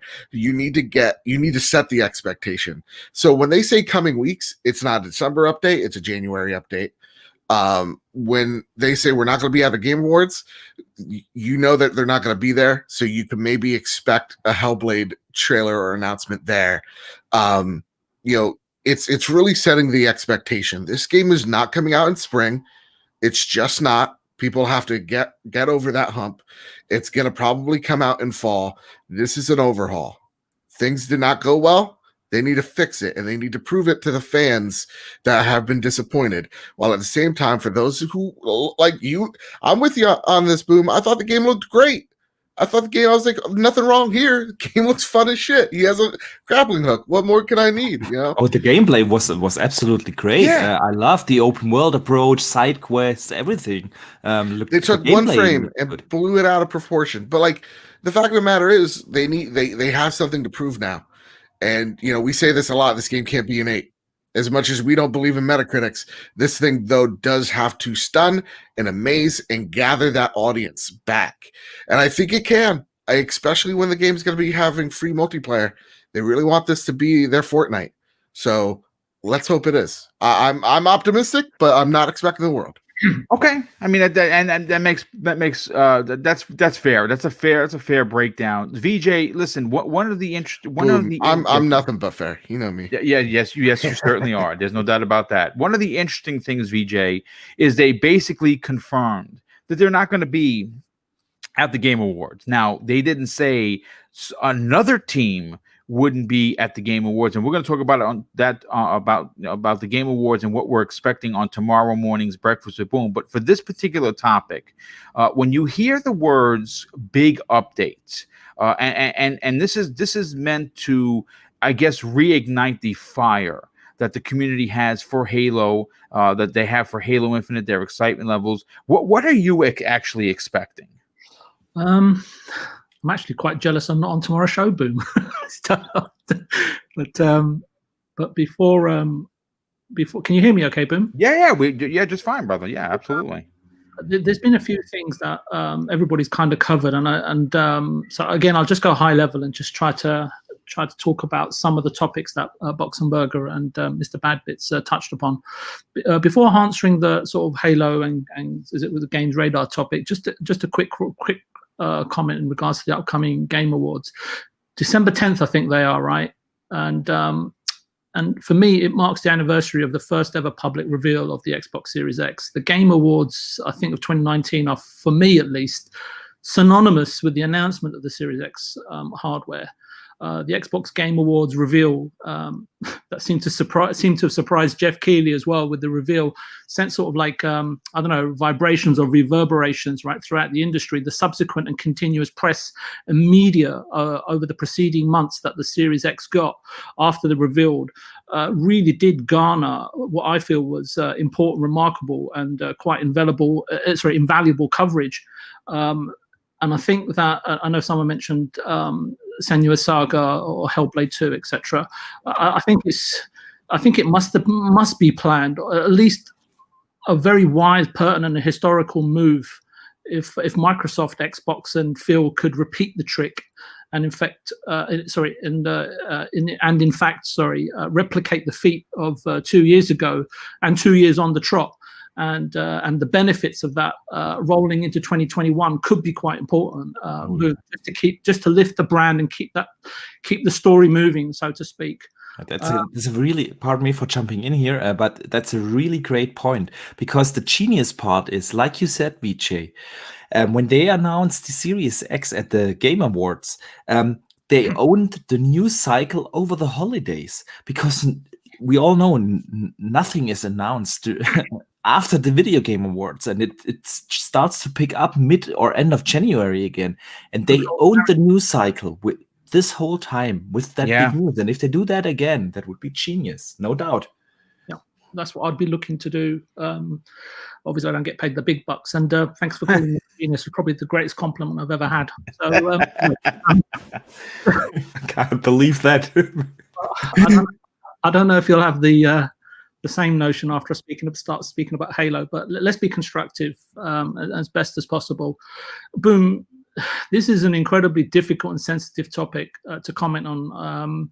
So I'm a bit nervous, actually. I can understand Phil's ideals, hopes, dreams, and specific commercial goals with Halo. It's all a package. And I think we all share that sentiment that we want it to be great. outside of Halo, and we had this topic discussion. I think me, you, and Zemi were on a specific show. Is there a game that can take its place or mantle once we had learned of its delay? I can't think of a single game off the top of my head besides Cyberpunk. Everybody on the panel's got a far more knowledgeable base about games and software and hardware than I have. But I can't think of anything other than Cyberpunk that can currently or possibly in the future do what Halo did for a hardware platform holder. All I can say is that it just needs to be a very good game, if not a brilliant one. As Mr. Badbit was nicely alluding to. However, I think the question remains: is 343 the team and its leaders truly capable of pursuing and attaining such an important goal?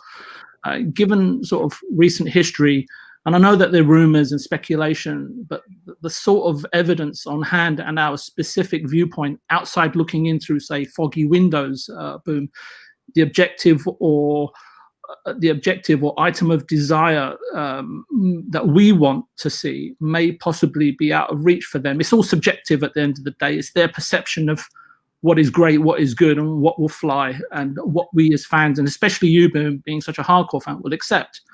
As was, and I say out of reach, it just reminds me of the Holy Grail for in Indiana's third adventure, the Sandstone Temple in Petra, Jordan. Anyway, we understand, right? A few people have been moved on, and there are new custodians, trustees, or new key personnel placed in the hierarchy of or driving seat of the project.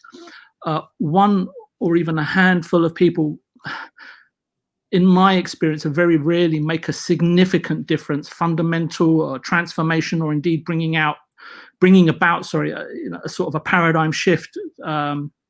So far along in development project that is a year away from release. Is that been confirmed, the 2021 release date? I'm just assuming that, so please correct. We're assuming it's going to be next fall. Okay. That's what we're assuming.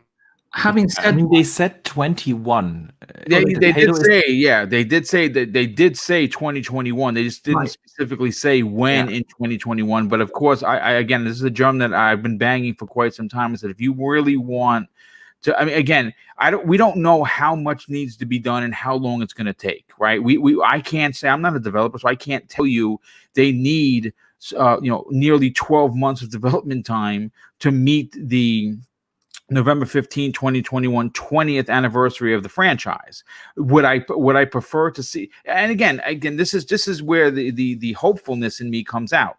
As a fan who would be very inclined to celebrate right along with Microsoft next November 15th on the 20th anniversary that we get Halo Infinite. We get a custom console, you get a bunch of custom controllers, you get, whatever else you want to add to the mix, custom headset like they normally do, and you get your game, and then everyone forgets about all the bad that came before, which is what I'm hoping that happens. Now, do we know if that's going to happen? I can't say, but does it seem like it's right on track to happen? Sure.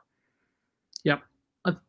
Look, I'll just wrap up my point, Boom. Look, I would hope Phil and co already know everything that I'm sort of talking about or indeed alluding to. Just ensure Halo and 343 get the time and give 343 a fair shake of the barbecue sauce bottle, if you want to put it like that. Regardless of what Games Radar has reported, I simply can't just accept things on promise or merit. I think, like you, Boom, we want to see it and we want it to be right and take the time to make it. However, as a gamer and a fan, I'm waiting for the day, Boom, that we can come back on the show and ceremoniously, maybe with a few glasses of yellow wine, receive and celebrate the best Halo possible. I think just let's leave it at that. Boom. Yeah. I mean, great point once again. And let's close out this Halo topic with 3-Bit. 3-Bit, listen. Coming from a production know-how that you have, when you hear someone say a big update is coming, to me, and maybe because I'm, fan-minded, if you will, not closed-minded or small-minded, but fan-minded, I'm hoping for the best of the best of the best, right? That's what I'm hoping for. I will not be disappointed if it's just a general update, but when I hear someone that has very, very serious ties and a high position in 343 say that in the next couple of weeks, we're going to bring a big update, my mind starts to get excited because we're going to potentially get information that we were not privy to. For you, with your expertise and your background, and just being a Halo fan, where do the expectations get tempered? Is that at the beginning, at the middle, or at the end? Well, I think based on the what Sketch, I believe it was Sketch that said it. They couldn't. They basically put out that post because they couldn't meet the expectation for the Game Awards. Correct. So that's why I'm not thinking it's going to be a trailer, because otherwise they'll just do it at the Game Awards. So I'm thinking with Archimedes is similar. It might be like a blog post, maybe some clips, maybe pictures and stuff like that. But I am hyped. I'm ready to be disappointed if it's terrible. So let's go. I think Xbox has been you guys mentioned like the memes and stuff. They've been really leaning into making fun of themselves with the Xbox fridge and the Craig memes, which is great stuff. And you have to remember, they are holding back a lot of content. We haven't seen much from them. The trailer we saw was an older build. They said multiple times and the last few months of development is really crucial to when a game starts coming together. If you look at the Halo 2 documentary, that game didn't really come together till the last few months. It's very common, and I'm sure COVID really impacted things this year. And to be fair, Halo 5, which is a 343 game, is a technical masterpiece, and you don't have to like that game. But what 343 was able to do with even Halo 4 on the 360 is crazy. That's probably one of the best looking games on the 360, and with Halo 5 graphically just amazing. So I'm really excited for the game, and hearing them openly talk about bigger news coming soon is great. Now that's me speaking as a Halo fan. But Halo Infinite being delayed is one thing, but essentially my biggest issue with 343 has been their lack of communication they've been having with Infinite. I understand if the game is not ready, but I would rather, as a consumer or a gamer, I would rather have that Cyberpunk yellow message saying it's not ready and when we could possibly expect it, what went wrong with the developmental process. I would rather have that than complete silence. So I'm glad to see that they're going to have some update coming up, because the main things leaking about Infinite right now are everything that's coming are basically because of the cookie brands or the energy drinks rather than 343 itself. So I really appreciate the changes of things coming with the team and them being open. And with that, all that being said, I'm about to get into the developmental part really quick before we close out this topic. Sure. Yeah, I with all that being said, I think it's important to note, like I said before, that a lot of these teams have to adapt to crazy circumstances right now. A lot of developers, not just 343, I guarantee you, are working their butts off trying to get this game out to you guys. Aunt Corona has really put a dent in how some of these studios operate. And for some studios I personally work with, they had to reassess things. People have to realize a couple things. When your production pipeline is set early on, that is something the studio internally strives to hit. The internal deadline determines quality at times, because you'll have an environmental artist or programmer who's working on an environment for months. And they have to move on to the next level, knowing he has to complete 7 others by a certain date, and something to strive for. Something to strive for can be a really great thing for a studio. It definitely increases productivity. However, this is also where delays can be fantastic, especially if they are relying on their own internet right now. For one, if I was a developer at the studio and the whole production process relied on me updating my assets or level work to the localized server at the studio, the Slipstream engine is a brand new engine. This is the first game using the engine. So the studio itself is the support for that engine. There is no online forum for a glitch happening. If a developer gets stuck on something, the developer has to figure that stuff out, and it really helps having your engineers there if something is wrong. Now picture that process, but now everything is online. It's extremely difficult. Can I just say something there, Boom? Yeah. If that's Yeah, jump in. Go ahead. So Look, I've listened to a few things that Freebit has said, and she makes some really interesting points. I'll try to put it in a different way, just for our listeners and stuff. So, depending on the state of the project, a few people coming in, we know there's been some changes, can be integral to the outcome if they bring the spark. And I think Mr. Badbit just alluded to that as well. If they, especially if they're not restrained and are allowed to sort of play gracefully with their ideas and are supported to this effect, playing gracefully with ideas can bring enlightenment and breeds a very specific culture amongst creators and producers within a studio. What I'm sensing from what 3-Bit is saying, and I may be completely wrong here, so please forgive me, is he's speaking from a point of view where it's the development process is more of an earnest endeavor, that time is being calculated and set aside. The right energy needs to go into a project, especially Halo. And I'm being selfish here, Boom, because I want it to be good. Or ultimately, we end up as gamers sometimes on certain products lamenting, mourning, and wrestling with regret and compunction with what it might or could have been, right? It's all very fine margins in the gaming and creative industries. In one moment, a spark of creativity and the gaming industry can propel you like a rocket bursting into sort of the far-reaching sky. And in the next moment, and then 3-Bit will tell you, it can have you falling to the earth like a dead stick. And what the last thing I would say is that great games are produced or created by producers that sometimes go unknown, right? And they're sort of like messianic in nature, and they're a key to the success. And there are a few different types of intelligent producers, but for now, let's just leave it there. That's all I wanted to say. Thanks, Boom. Yeah, good stuff. Yeah, so I just want this game to be great. As a Halo fan who's played all the Halos since 2001, played competitively in several of them, Phil Spencer, he had a comment, and I'll just close out. Phil Spencer's comments about how team changes are normal. It's true, right? Team changes are extremely common on any stage of production, from pre-production to finalization. Naughty Dog, for example, had a huge team turnover. Half the people that worked on The Last of Us 2 aren't even there anymore. It's just common. So I'm glad that 343 mentioned that it won't be at the VGAs rather than me, watch it and expect it as I'm watching it live.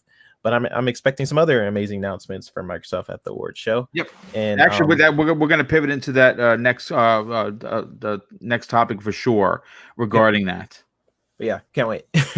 Well, you know what? Again, first of all, this is Halo is a part of the Xbox conversation. It's going to be until it's out, and it's probably going to be out next year. And we're all hoping that it's going to be great. And again, I know that there's some people in the chat that are kind of being dicks, and I'm not going to mention anybody's names because I don't want to embarrass anybody. But if you are bored by our conversation, then I can just say you can click dislike and get the fuck out.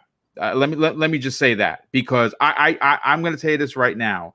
One thing I would never do is being an insulting prick like some people that are in this chat right now. And again, if I was a dick like you, I would call you out and embarrass you in front of the 400 plus people here. If we are doing something that you dislike and you are still listening to this program, you need to sit down with someone. You know what? This isn't a clickbait conversation, so they can't get heated. So okay, I'll say this. All right, I'll get the clicks here. Okay, this means Halo is dead. 343 is going out of business. Yep, and Xbox is going under tomorrow. And Xbox sucks. Yes, absolutely. No. All jokes aside, listen again. You gotta remember something, folks. We are donating our time to this show, and most so these folks here are donating their time to my show to help me produce this show.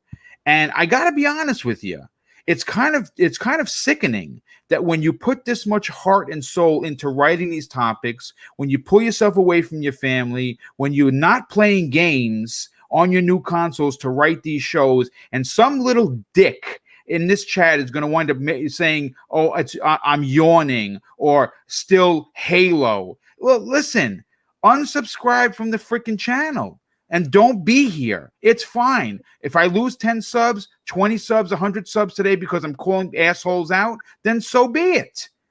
I'm not a number cruncher like that. I'm here for the community. I'm here for the fans, and I'm here for myself because I enjoy talking about games. So don't come to the chat and be a dick. And Lethal, if you're here and you start seeing that, start banning motherfuckers. And that's the end of the story. Sorry for my curse rant, but you know what? I work real hard on these goddamn shows, and I'm not gonna be bullied on my own program. So if I start seeing that shit and you get banned, don't DM me and ask me to put you back in, because I'm not going to do it.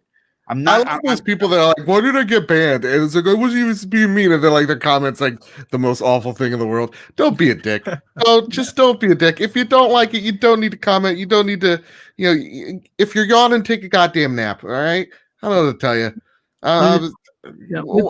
What does that guy want to hear? That's the thing that I want to know. What does Mr. Fucking Interesting want to know? What's the king of fucking of all the interestingness? What does he have to say? Or they? I don't want to assume, but you know what? What I do know and what I will assume is a big piece of shit. Because Boom works his ass off more than most people I know to put these notes together. Oh, yeah. Okay. I don't think people realize that. I've been making the rounds on different podcasts, and typically when you join a podcast, you get up front a couple of buzzwords from people. Okay, we are going to talk about Halo today, and we are going to talk about Cyberpunk, and that's it. And boom, he really writes everything down. It sometimes takes me 15-20 minutes to read through his show notes, because he really does do his research. He looks stuff up. He prepares himself for possible outcomes of a conversation. When a conversation goes in this or that direction, he really puts a lot of effort in there. And I haven't seen any other host, not taking away from other hosts, but Boom is the hardest working one I have met so far. No, I definitely appreciate it, gentlemen. Thank you very much for the compliments. And listen, whoever's being mean, eat a bag of dicks. So. Yeah, I mean, look, I don't need a pat on the ass. I don't. And again, so a couple super chats came in. I'm going to get to you before we get to the next topic. I don't need that. I'm a 50-year-old man. I've had my career. This is a passion. I'm here for the passion. So I don't need the accolades. I don't do it because I can say, oh, I have fans. I'm almost embarrassed to say that I do. See, that's how humble I am. But I will not take any type of bullying against anybody on my panel, anybody in my chat, and certainly not myself. And if I am boring you and you are still around, you need to sit down with a professional and have a conversation of why you're taking abuse or you're being bored out of your mind and you're still listening to the program. I think there's something wrong with you mentally. I'm going to be honest. I think that there's a real problem. And if you're that bored, I can guarantee you there are a ton of other shows you can listen to and just give me the big fuck you. That's fine. I'm a big boy. I can handle it. But let's move on to the fun topic and one of the last topics. And this one I kind of pivoted on because of the Geoff Keighley announcement yesterday. And actually 3-Bit made a good point of that he's expecting some big announcements from Xbox. And I want to talk about what those announcements could be and what does Microsoft need to show the gaming core on December 10th. Is it December 10th? Is it that's when the awards is? I think it is December 10th. But before I get to that, Black Eye Dog drops a very generous $5 super chat and says, love your work, Boom. Oh, thank you, dude. I super appreciate that. And Jiri Acosta drops a very generous $5 super chat and says, love the show and panel. Much respect for all you do, my guy. I make it a priority to watch it and like all of your videos. Continue to strive for greatness. Dude, that's awesome of you, and I super appreciate that. Yeah, real quick, Tyler Forster, he says, damn, never heard that from Boom before. Yeah, I don't like the curse. I really don't. I don't care if other shows do it. I normally don't. This is normally a PG. Which is crazy because you're a New Yorker. We're from the tri-state. That's what we do. You know what it is? I like being a good guy. I like being the gentle giant that I am. What infuriates me is when people, because they're keyboard cowards, get on the chat Well, I like that. and just say some terrible things. And speaking of Cowboys, what are your thoughts on this, Mr. Bad Bit? Well, of what needs to be shown, or no, the oh keyboard. my God! Listen here, I ain't no keyboard coward. By God, I'm a keyboard cowboy. I'm wrestling the Wild West that is the internet. By God, I do declare. Well, I'm glad that you're here. That you took the time off from the trail to be here. Real quick, Thanaros drops of the ranch. I've been on the ranch for a little bit, just settling down with my PlayStation 5, my Xbox Series X, and I'm just living a life as Arthur Morgan. By God. Well, by God, stay safe and don't get shot or robbed on your way from the farm to the market. Thanaros drops a very generous $5 super chat and says, "We are all family here, boom. Even if we fight, we still stick together." Indeed. And Catherine Williams drops a very, very interesting $5 super chat. And she says, FYI, she just got an email from Walmart saying that more consoles are going on sale online at 3 p.m. Eastern Standard Time. That is pretty interesting if you did not get it. And speaking of someone who just got their X, Cybernox in the chat just posted a picture. Yes, he got help from a community member who had an extra Series X, sold it to him at cost, only made him pay for shipping, which is incredible. And he is now the owner of a new Xbox Series X. So congratulations on that. But Zemi, I want to go to you first because the Game Awards are coming. They're coming fast. And look, I'll say this, and I want this to be completely clear. I don't always agree with Geoff Keighley. I think that sometimes he lets his allegiance to PlayStation overshine his responsibility to be fair and even. But he's a fan and he's allowed to express it. That's my only thing. I will say this. I think Geoff Keighley is a phenomenal human being in the aspect of what he has done for gaming. See, people always like, yeah, F that guy. He's no good for the industry. That is where you are wrong. Geoff Keighley, even though I do not always agree with his persona or his tactics, you have to understand what he has done for gaming. And at a time where gaming was all over the place, he unified the Game Awards, making it to something that I personally, I can't speak for you guys or gals or anybody on this panel. I look forward to the Game Awards. I don't look forward so much for the awards per se, because again, that's something that we can do a 2-hour podcast on. Some people feel like their favorite game gets snubbed and they go into a whole random rant about why that this a game should be in there. It's subjective. But I look forward to the world premieres. I look forward to the big surprises. And last year, one of the biggest, most groundbreaking surprises that we're still talking about almost a year later is how Microsoft shocked the world and showed us the Series X and Hellblade. It's pretty incredible to think that at the Game Awards, something that big would happen. And 3-Bit made a great point about he's expecting some big announcements. Zemi, my question to you is very simple. How big are you expecting Microsoft to be there? But that's the small question. The big question is, what does Microsoft need to show at the Game Awards concerning the Xbox brand? I mean, I don't know how big Xbox really needs to be there. I mean, that's always like a very subjective question for a lot of people to obviously time in. I think that, they should probably show something. I think that we will see something from Xbox or one of their many studios. What that studio is, I really don't know. For me personally, I think that Bethesda will be there. I think that they will show off Starfield and give us a release date. That's just my personal opinion of what I think is kind of going to happen. And I guess that kind of goes into the realm of Xbox, right? Because Bethesda is now owned by Microsoft. But I don't really know, minus out, that Bethesda prediction. I don't really know what other, things that they would be showing off. I mean, possibly maybe we might get, an idea of what's going to happen with the Initiatives game. We could possibly see maybe Hellblade 2 again.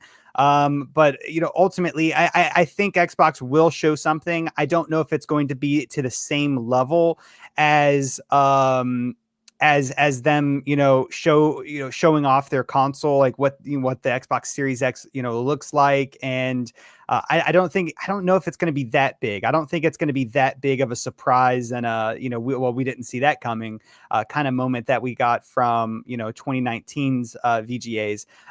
But, my best guess and my best speculation is that we're going to probably see something from Bethesda, and I think it's going to be Starfield, and we'll probably get a release date with that.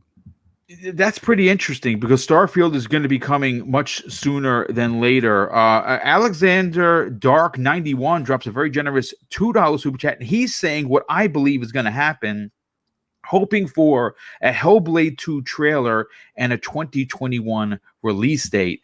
Let me go to 3-Bit on this. 3-Bit, look, you said it before on your closing statement on the other topic, and I'm interested to get your opinion. I don't expect just one thing from Microsoft. I'm expecting, and again, maybe my expectations are wrong, but I think that for me, what I would love to see, and one of the biggest things that was missing from the launch, depending on who you ask, was that big AAA Xbox Series X and S exclusive. And Hellblade, at least from what we know, is probably the closest one to probably coming out based on the COVID world we're living in. For you, what do you think Microsoft actually needs to show at the Game Awards, considering it's going to be viewed by so many gamers? I think no one was expecting Xbox to show the Series X at the Game Awards, or even Hellblade, or even I guess the Bethesda announcement, right? So everybody's sort of on their heels of what they could announce. I personally, I'm expecting Hellblade 2. I have had a couple personal messages about it popping up, so I'm hoping that'll be there. Zemi, I'm expecting Starfield announcement at least, or some type of new trailer, maybe a release date. And then people have to remember that there was a call with Gabe Newell and Phil Spencer and Geoff Keighley. Yep. So an Xbox Valve partnership or even acquisition. I don't know. Maybe my expectations are very high, but I'm expecting something there. And then recently they just announced, not Xbox, but the Bond game with IO Interactive. That looks really cool. Actually, matter of fact, Simon Brandy, who drops a $2 super chat, actually just said IO Interactive making a Bond game. Excited, boom. I didn't even know about that. I don't know how I missed it. Yeah. Oh, dude, it was a talk of the town this morning, man. Yeah, James Bond. That's awesome.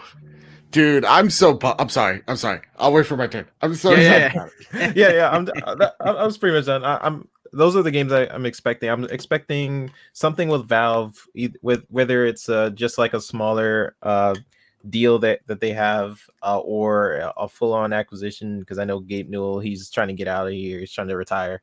Yes, that is possible. But yeah, I'm excited for Hellblade 2. Honestly, it's my phone background. Well, really, you know what? For me, I think what Hellblade 2 brings to the table is exactly what the Xbox brand needs in the portfolio. Like Ninja Theory are master crafters when it comes to storytelling, but more importantly, they're master craftsmen when it comes to modeling the characters. It's something that Sony's studios do very well. We've seen that on countless third-person, over-the-shoulder, story-driven games. And speaking of which, Mr. Badbit, let's bring you to the conversation because obviously you represent PlayStation and you have been enjoying for many years these high-quality, high graphics, real lifelike graphics for many of Sony's games, and Hellblade could be one of these games that could make a reappearance, but at this time in the form of actual gameplay. For you, coming from a Microsoft fan perspective, what does Microsoft actually need to show at the Game Awards? I mean, they don't need to show anything. right? And I know that's not the most exciting thing to say. You know, whoever's like I'm bored, that guy. But honestly, they don't need to show anything, but I know they will. I know Microsoft will. I know Sony will. I know Nintendo will. Yep. Geoff has done a great job of building rapport with all three major brands. And he is important to gaming, whether you think he's a sellout or not. He's important. And that your opinion isn't going to change that fact, right? So like to me, Microsoft set the bar last year of announcing the Xbox there. And so seeing Hellblade there as well. I do think I don't think it's out of the realm of possibility we see more Hellblade.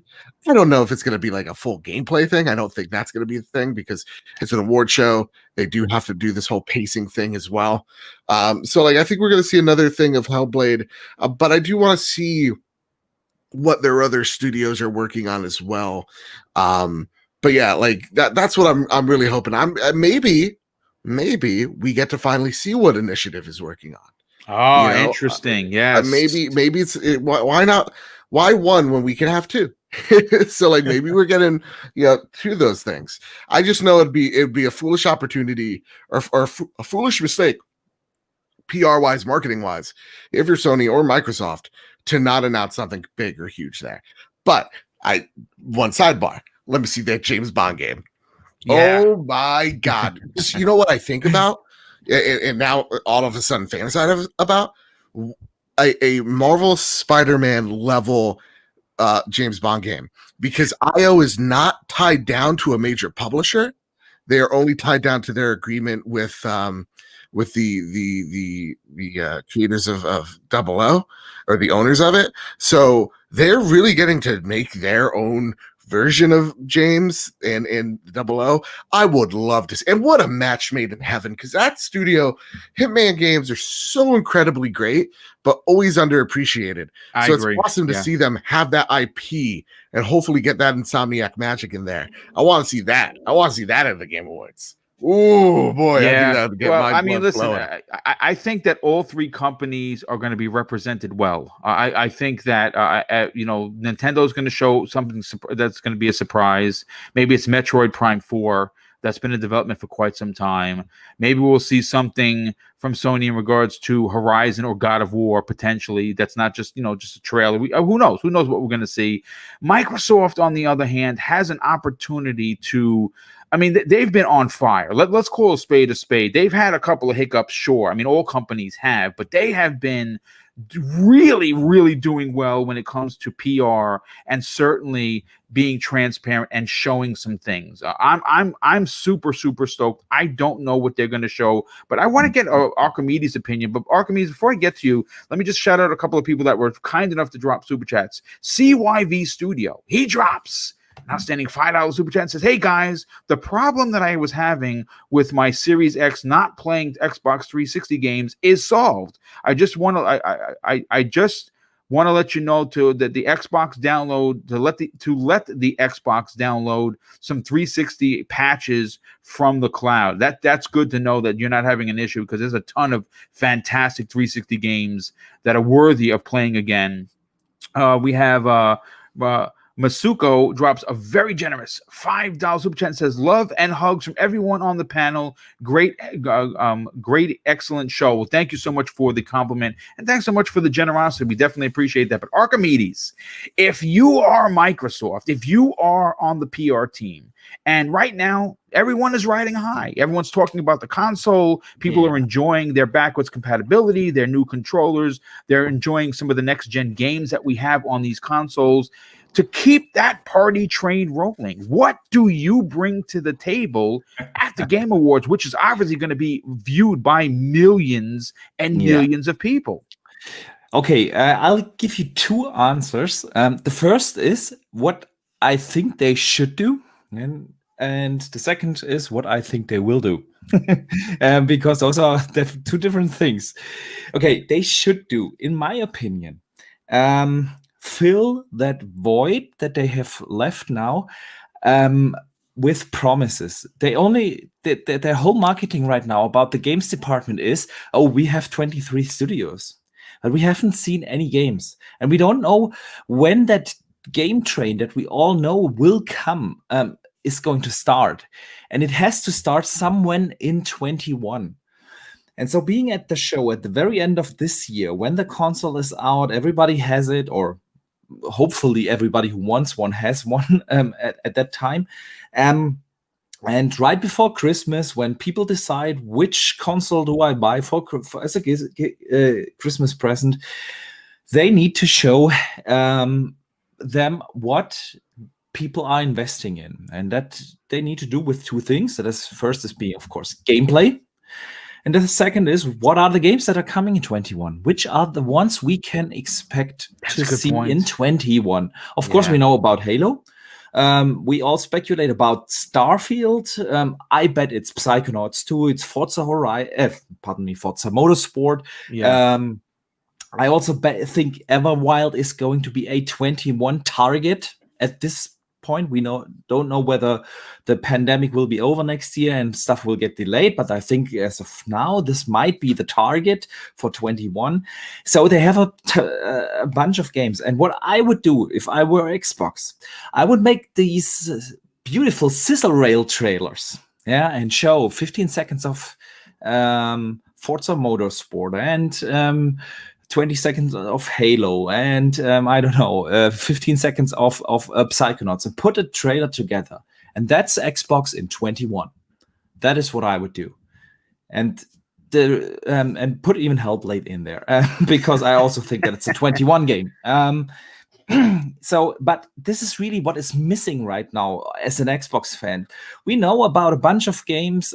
We have the announcements of Avowed, we have Fable, we know about Forza, we know about Everwild and so on, and State of Decay 3, and we know about these games, but no one has seen them. And this is what Sony has been doing so well, to sell that promise. Look, if you buy a PlayStation, you will be able to play Ratchet and Clank, and you will be able to play Gran Turismo, and we have at least a little bit of gameplay snippets. And with that, you can sell hope. And this is what they have to do at the end of this year, in my opinion. Now, what do I think they will actually do? I don't think they will do that. I've been disappointed, to be honest, about that too many times. There are two things that I think that are likely to happen. The first is Hellblade 2 again, because there was this rumor about 2 months ago, I think, or 1.5 months ago, where they had the trailer ready to go. Correct? Yes, right? exactly. That rumor is still in the back of my mind, and it came. I can't recall right now the source, but I remember being that a source where I said, okay, that could actually be true. And this is still in my head. So yeah. And the second fact is that this game is a long time in development now. Yeah. Especially considering a team like Ninja Theory, they don't take 6-7 years usually to develop a game, and they are already above their average development time. I'm not saying the game is ready right now, but it's that there's got to be something to it. So. Yeah, a Hellblade 2 trailer is, I think, something that is possible. And then I think they might, and this is just a big might, show also Forza, because that game is also, or has had a long development period, considering the game itself. Usually they have 2 years. Now it's over 3 years that they are working on that. And I think this is a showcase, a graphical showcase. And these are the two games that I think could be there. But like I said, if I had the choice, and if I were in the responsible position at Microsoft, I would really go into the studios, Double Fine, give me 15 seconds of gameplay for Psychonauts 2.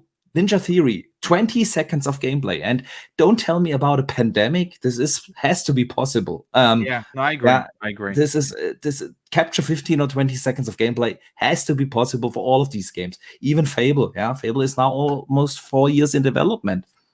There's got to be something to show. Yeah, so it's gonna be exciting. The Game Awards. I really don't care about the awards themselves. Uh, this is a very intransparent award ceremony, in my opinion. Nobody knows who gets to pick the games, and nobody knows how they actually decide the winners and so on. But the Game Awards have become really that end of the year announcement spree over the last few years. Some of the biggest games have been announced there, and Microsoft having a console announcement at this show last year just shows you the importance of it. And I'm really looking forward to the trailers, not the award ceremony. Yeah, no, real quick. You know what? Let's bring 3-Bit. VJ, I'll have you come on the back end of the topic. 3-Bit, listen, from a production point of view, Microsoft is in a great position with not only the brand, but with the community. And, case by case basis drops a very generous $5 super chat. And he says something I want to bounce off of you. He says, it's high time Microsoft started lifting the curtain on these unannounced projects, and TGA is the place to do it. I say they drop a bomb or two. What are your thoughts on that? Does Microsoft need to kind of maybe give us a look at some unannounced stuff as a like a surprise? I think similar to what Bit was saying, they don't need to, but it would be nice, especially as if you think about what PlayStation has shown this year, they've had multiple showcases, and Xbox has sort of been pushed back a couple times. So I do think if there is a good time to show something, the Game Awards is a good time to show it. Because I know they have a lot that they're just waiting to put on, especially with several games I can't talk about, but I do know they're Xbox in general, this generation, or the last showcase with Forza not really showing much, or State of Decay being a trailer. They have a lot of different studios that they could just quickly just show us a trailer on, or gameplay footage on, where they could do a sizzle reel, do 5 or 6 games, show the studios' names up where, one after another, and then just show the reel, and it would shock the world. Yeah, honestly, because they bring up the fact they have so many studios. It's true.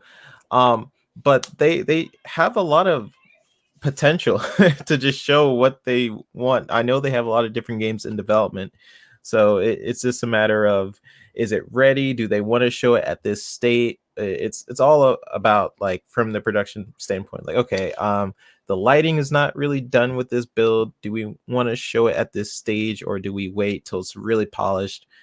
Maybe the grass and some things like popping in, like, do we really want to show this? It's really up to the team standards of what they want to show. It's not if it's ready to show, it's at the point of how to what quality do they want to show things. And I think Hellblade is probably the closest, or even there's so many different games. I know that you're working on State of Decay, Fable, but yeah, I think Hellblade is my go-to for what they might show. But there's so many other games that people aren't aware of, that is just ready to be shown. So yeah, and we know that they're not doing any big shows, at least in the next couple of months, from what we understand, right? There's been no big announcements for what they're going to do. So this is a prime time opportunity to potentially show off some big bombs. VJ, case by case basis, drops another $5 super chat, and he says, by the way, I know Microsoft doesn't like showing games too early, but if you've been stuck in third place for 7 years, what do you got to lose? And that's a great point. I mean, listen, we understand that the Halo showcase wasn't what everyone wanted, but that doesn't mean that the whole showcase was for naught. I thought what they showed was freaking fantastic, and I think it would do them a good bit of PR if they dropped some maybe footage of games that we didn't even know, like surprising the audience and getting the Xbox fan base and potential new Xbox customers excited. What are your thoughts on what they need to do at the Game Awards this December 10th? Consider this. I know there's a few comments in the chat, but I think that there'll come points throughout next year when they'll have hardware, and some of these reveals may coincide with pushing Game Pass subscriptions and hardware sales. So that needs to be factored in. Consider the scheduling and managing of content reveals, not just Xbox's own first-party content, which we know is quite vast, but also managing, liaising, and working in tandem with third parties as well, notwithstanding. Because these things do go on in the industry. I think Boxenberger and I are on the same page in regards to the cause and effect and impact we would want Xbox to have in terms of owning the Game Awards show and controlling the narrative going into the holidays and beyond in 2021. It's amazing how a trifecta of never before seen footage of first party game reveals scheduled, say, for 2021, just for argument's sake, with a few lines of words from Phil, and that will spread around the world for good, right? If not like wildfire. So marketing is manipulating perception and persuading you at the end of the day, right? It's an art form in itself.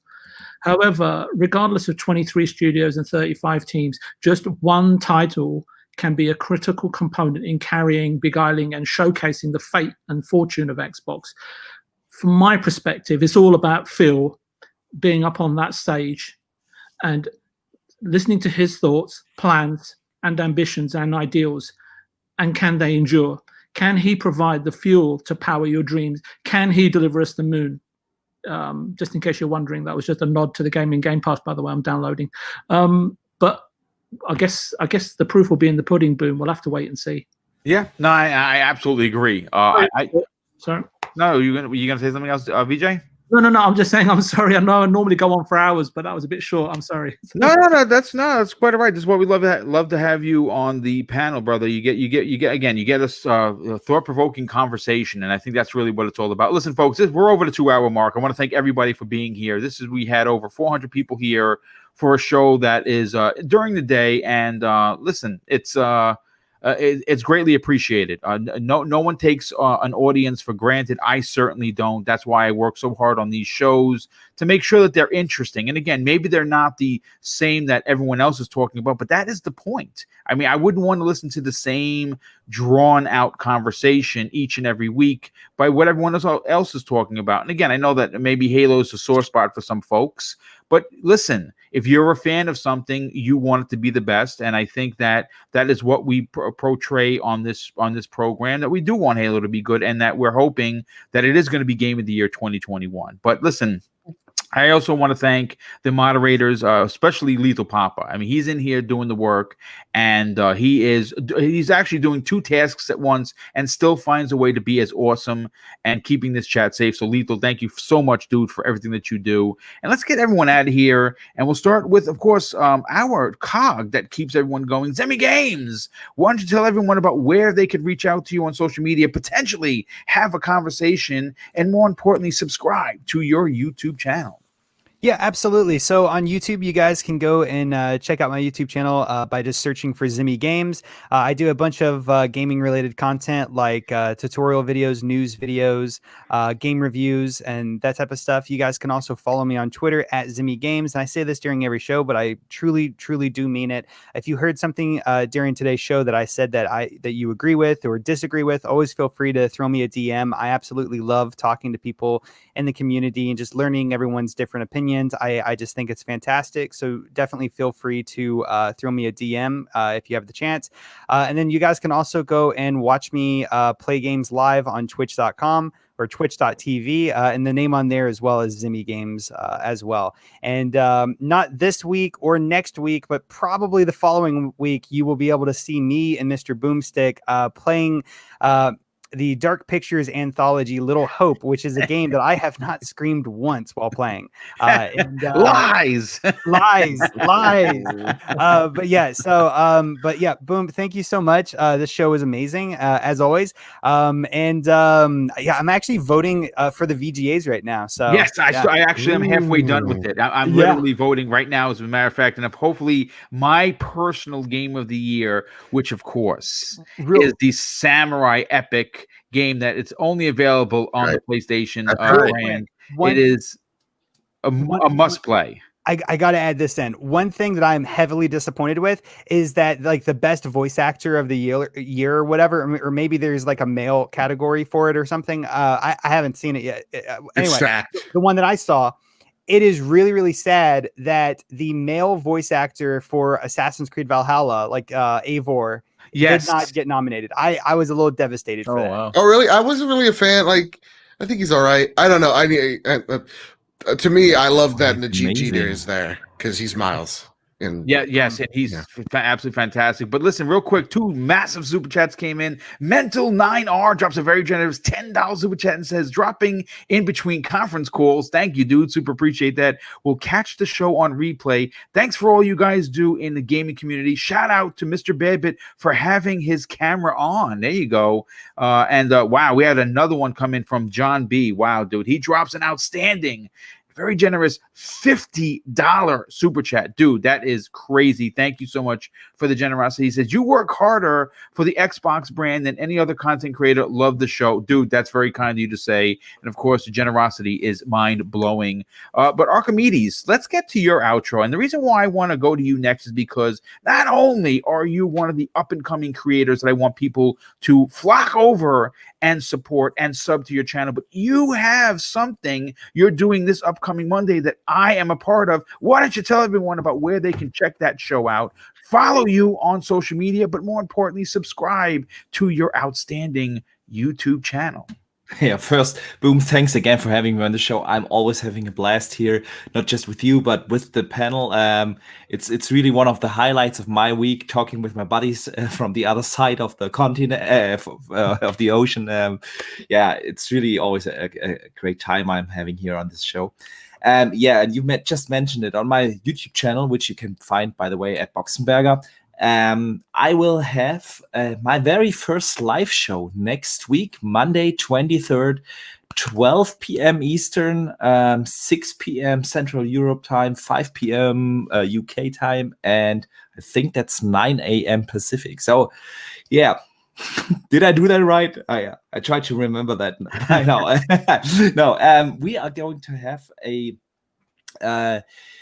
a show about the last generation, a generation in review. We are going to look at the milestones that happened over the last generations, and we will talk, of course, about our favorite games of the generation on the Xbox One, on the PlayStation 4, and the third-party titles. It's going to be a blast. Boom, thank you for being a part of it. We also will have Lord Cognito joining us, Ainsley Bowden from Season Gaming, and the Indie Gamer. So this is going to be a fun show. Yeah, our PlayStation representation. I'm just saying, it's rigged. It's rigged. I love it. Speaking of Joe, why don't you tell everyone about your outstanding podcast called The Trophy Room? One that I think even rivals Greg Miller's podcast. And also tell everyone, we love Greg Miller. Tell everyone where they can follow you on social media. So you can follow me over at Mr. Badbit over on Twitter, where I'll tell you that I am Mayo 2. Crashed my PlayStation. I saw that. That's an easy pattern, by the way. Yes. What a weird creation. What a weird creation. For 99 cents, go for it. You're paying $1 for a platinum. I mean, that's really what you're doing. And I'm going to do it. And I'm gonna do it. It's so strange. Anyway, you can find me over at Mr. Badbit. You can find the Twitter of the Trophy Room at PS Trophy Room on Twitter as well. And you can find my show, The Trophy Room, the video version, over on YouTube at The Trophy Room, where me and my best friend Kyle talk about the latest, the greatest in all things PlayStation. We also have a review for the Arctis 7P /Arctis 7 X. That's the PlayStation and Xbox Arctis headsets, the more premium headsets out there. A lot of people have been wondering about these headsets, so we got a review out. I like it. I appreciate it. I hope y'all do as well. And we're going to have a lot of content in the next coming week. So you might want to check out the YouTube channel there. You can check out the podcast, the audio versions over at Apple Podcasts, over on Spotify, wherever you get your podcast service. Our podcast is there, the Trophy Room of PlayStation 1. We had a fantastic show this week. It was a little bit chaotic, and I dug it. Like I dug that it was a little crazy, but yeah, it's we're gonna have our own award show. That isn't, because here's the thing: we all know Ghost of Tsushima, the system's rigged against it, and it's probably Animal Crossing, and that's a goddamn shame. Say that. That's gonna be gross. I'm sorry. Listen. It's gonna happen. Like, prepare for the massive disappointment that is Animal Crossing taking this whole thing. Ghost of Tsushima is a masterpiece, folks. Listen, I get I'm an Xbox guy first, but Jesus, man, you got to tip the hat when the product is that good. And I platinum that game. I don't platinum every game, but that is just wow, what an experience! Say that? Yeah, God, so good. Yeah, so good. Well, listen, Joe, thank you so much for being here, brother. Super, super appreciate it. Let's get to VJ. VJ, you've been busy yourself. You're on a couple of podcasts. Do me a favor, brother. Tell everyone about what other shows you're on, dropping that knowledge that you do each and every week on the Xbox Factor podcast. And where could people reach out to you for a conversation on social media? Actually, but we're going to say something a little bit different, just in regards to that person interrupting your flow and your chi earlier, shall we say? I think one of the things that came to my mind is everybody shouldn't concede their right to think for yourself or for themselves. The truth is, as I say, rarely pure and never simple. It's all about not what you think; it's about how you think, and that's really, really important. And anyway, if it tickles your fancy, meaning if it appeals to you and you don't want to try it, you can find me on this upcoming Saturday's Community Night Gaming with Mr. Tushi and friends. I'm really looking forward to that. And you can find me on at Viewpoint Gaming on Twitter. And boom, thanks very much for having me on the show. It's been a really interesting one, to be honest with you. I really appreciate it. They just get better and better every week, to be quite honest with you. And have a great week and have a great weekend, everyone. And you have the best words, VJ. He does. I love it. It's always so thoughtful. Completely makes me look like a banana head. There's no doubt. I gotta open up a goddamn thesaurus. Like, it is so thoughtful. It is like absolutely thought provoking, and just there you can feel it. You can feel the love and the admiration for video games that you have, sir. And that can't be fake. That's real. Yeah. Well, we all love having VJ on here, even though, and I don't know why he thinks this. He thinks he's talking too much. I don't think he talks enough. But listen, we'll have him back on next week so he can give us his opinion on the new topics. And last and in no way least, 3-Bit, thank you so much for being here. Really appreciate the knowledge that you bring to the show, because you obviously do a lot of production work behind the scenes in your professional life. So it's great that you can equate that with what's going on in the video game world in a lot of the topics that we cover. Tell everyone where not only can they follow you on social media, strike up a conversation, but more importantly, check out your outstanding YouTube channel. Yeah, you guys can follow me on YouTube. It's the Video Games HD. I just did a part 2 to what Microsoft will acquire next. If you guys want to check that out. Interesting. On Twitter, you guys can follow me on the VGHD, and in terms of content coming up, I did the interview with his name is Paul Jenkins. He's the writer of Wolverine Origins, and we did a little project together. So I'm thinking if that is that video game related, should I put it on my channel? If you guys are huge comic book guys, I might put that on my channel. Trying to figure out where to put that. But you guys could look out for that either on my channel or just follow me on Twitter. And yeah, that's basically what I've been working on. But I want to thank you guys, the podcast, and I want to thank the chat, specifically Pong Soul. This guy, Pong Soul's a good dude, very, very good dude. Yeah, he's always promoting the content. He's always promoting, and every show I'm on, he's always just very supportive. So thank you, Pong Soul, and thank you guys to the panel. You guys are always hitting it. I literally came onto this show with like 5 followers or something like that on Twitter, and you guys have really helped me out, and I've learned a lot from you guys. So thank you to the panel.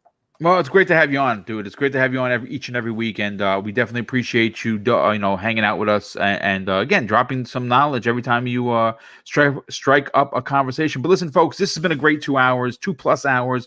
I want to thank everybody for being here, and of course, I'm going to close out the show with something that's important to me, and hopefully, one day will be important to you. And it's something that my dad taught me, and I think now more than ever, the world needs this. And he used to say, "Son, treat others how you want to be treated, and also, it doesn't cost anything to be nice. You live by those rules, and I can guarantee you're going to have an awesome day." So take care, everyone. Enjoy gaming on whatever console you enjoy gaming on, and we'll see you next week on the newest episode of the Xbox Factor podcast. Take care, everyone.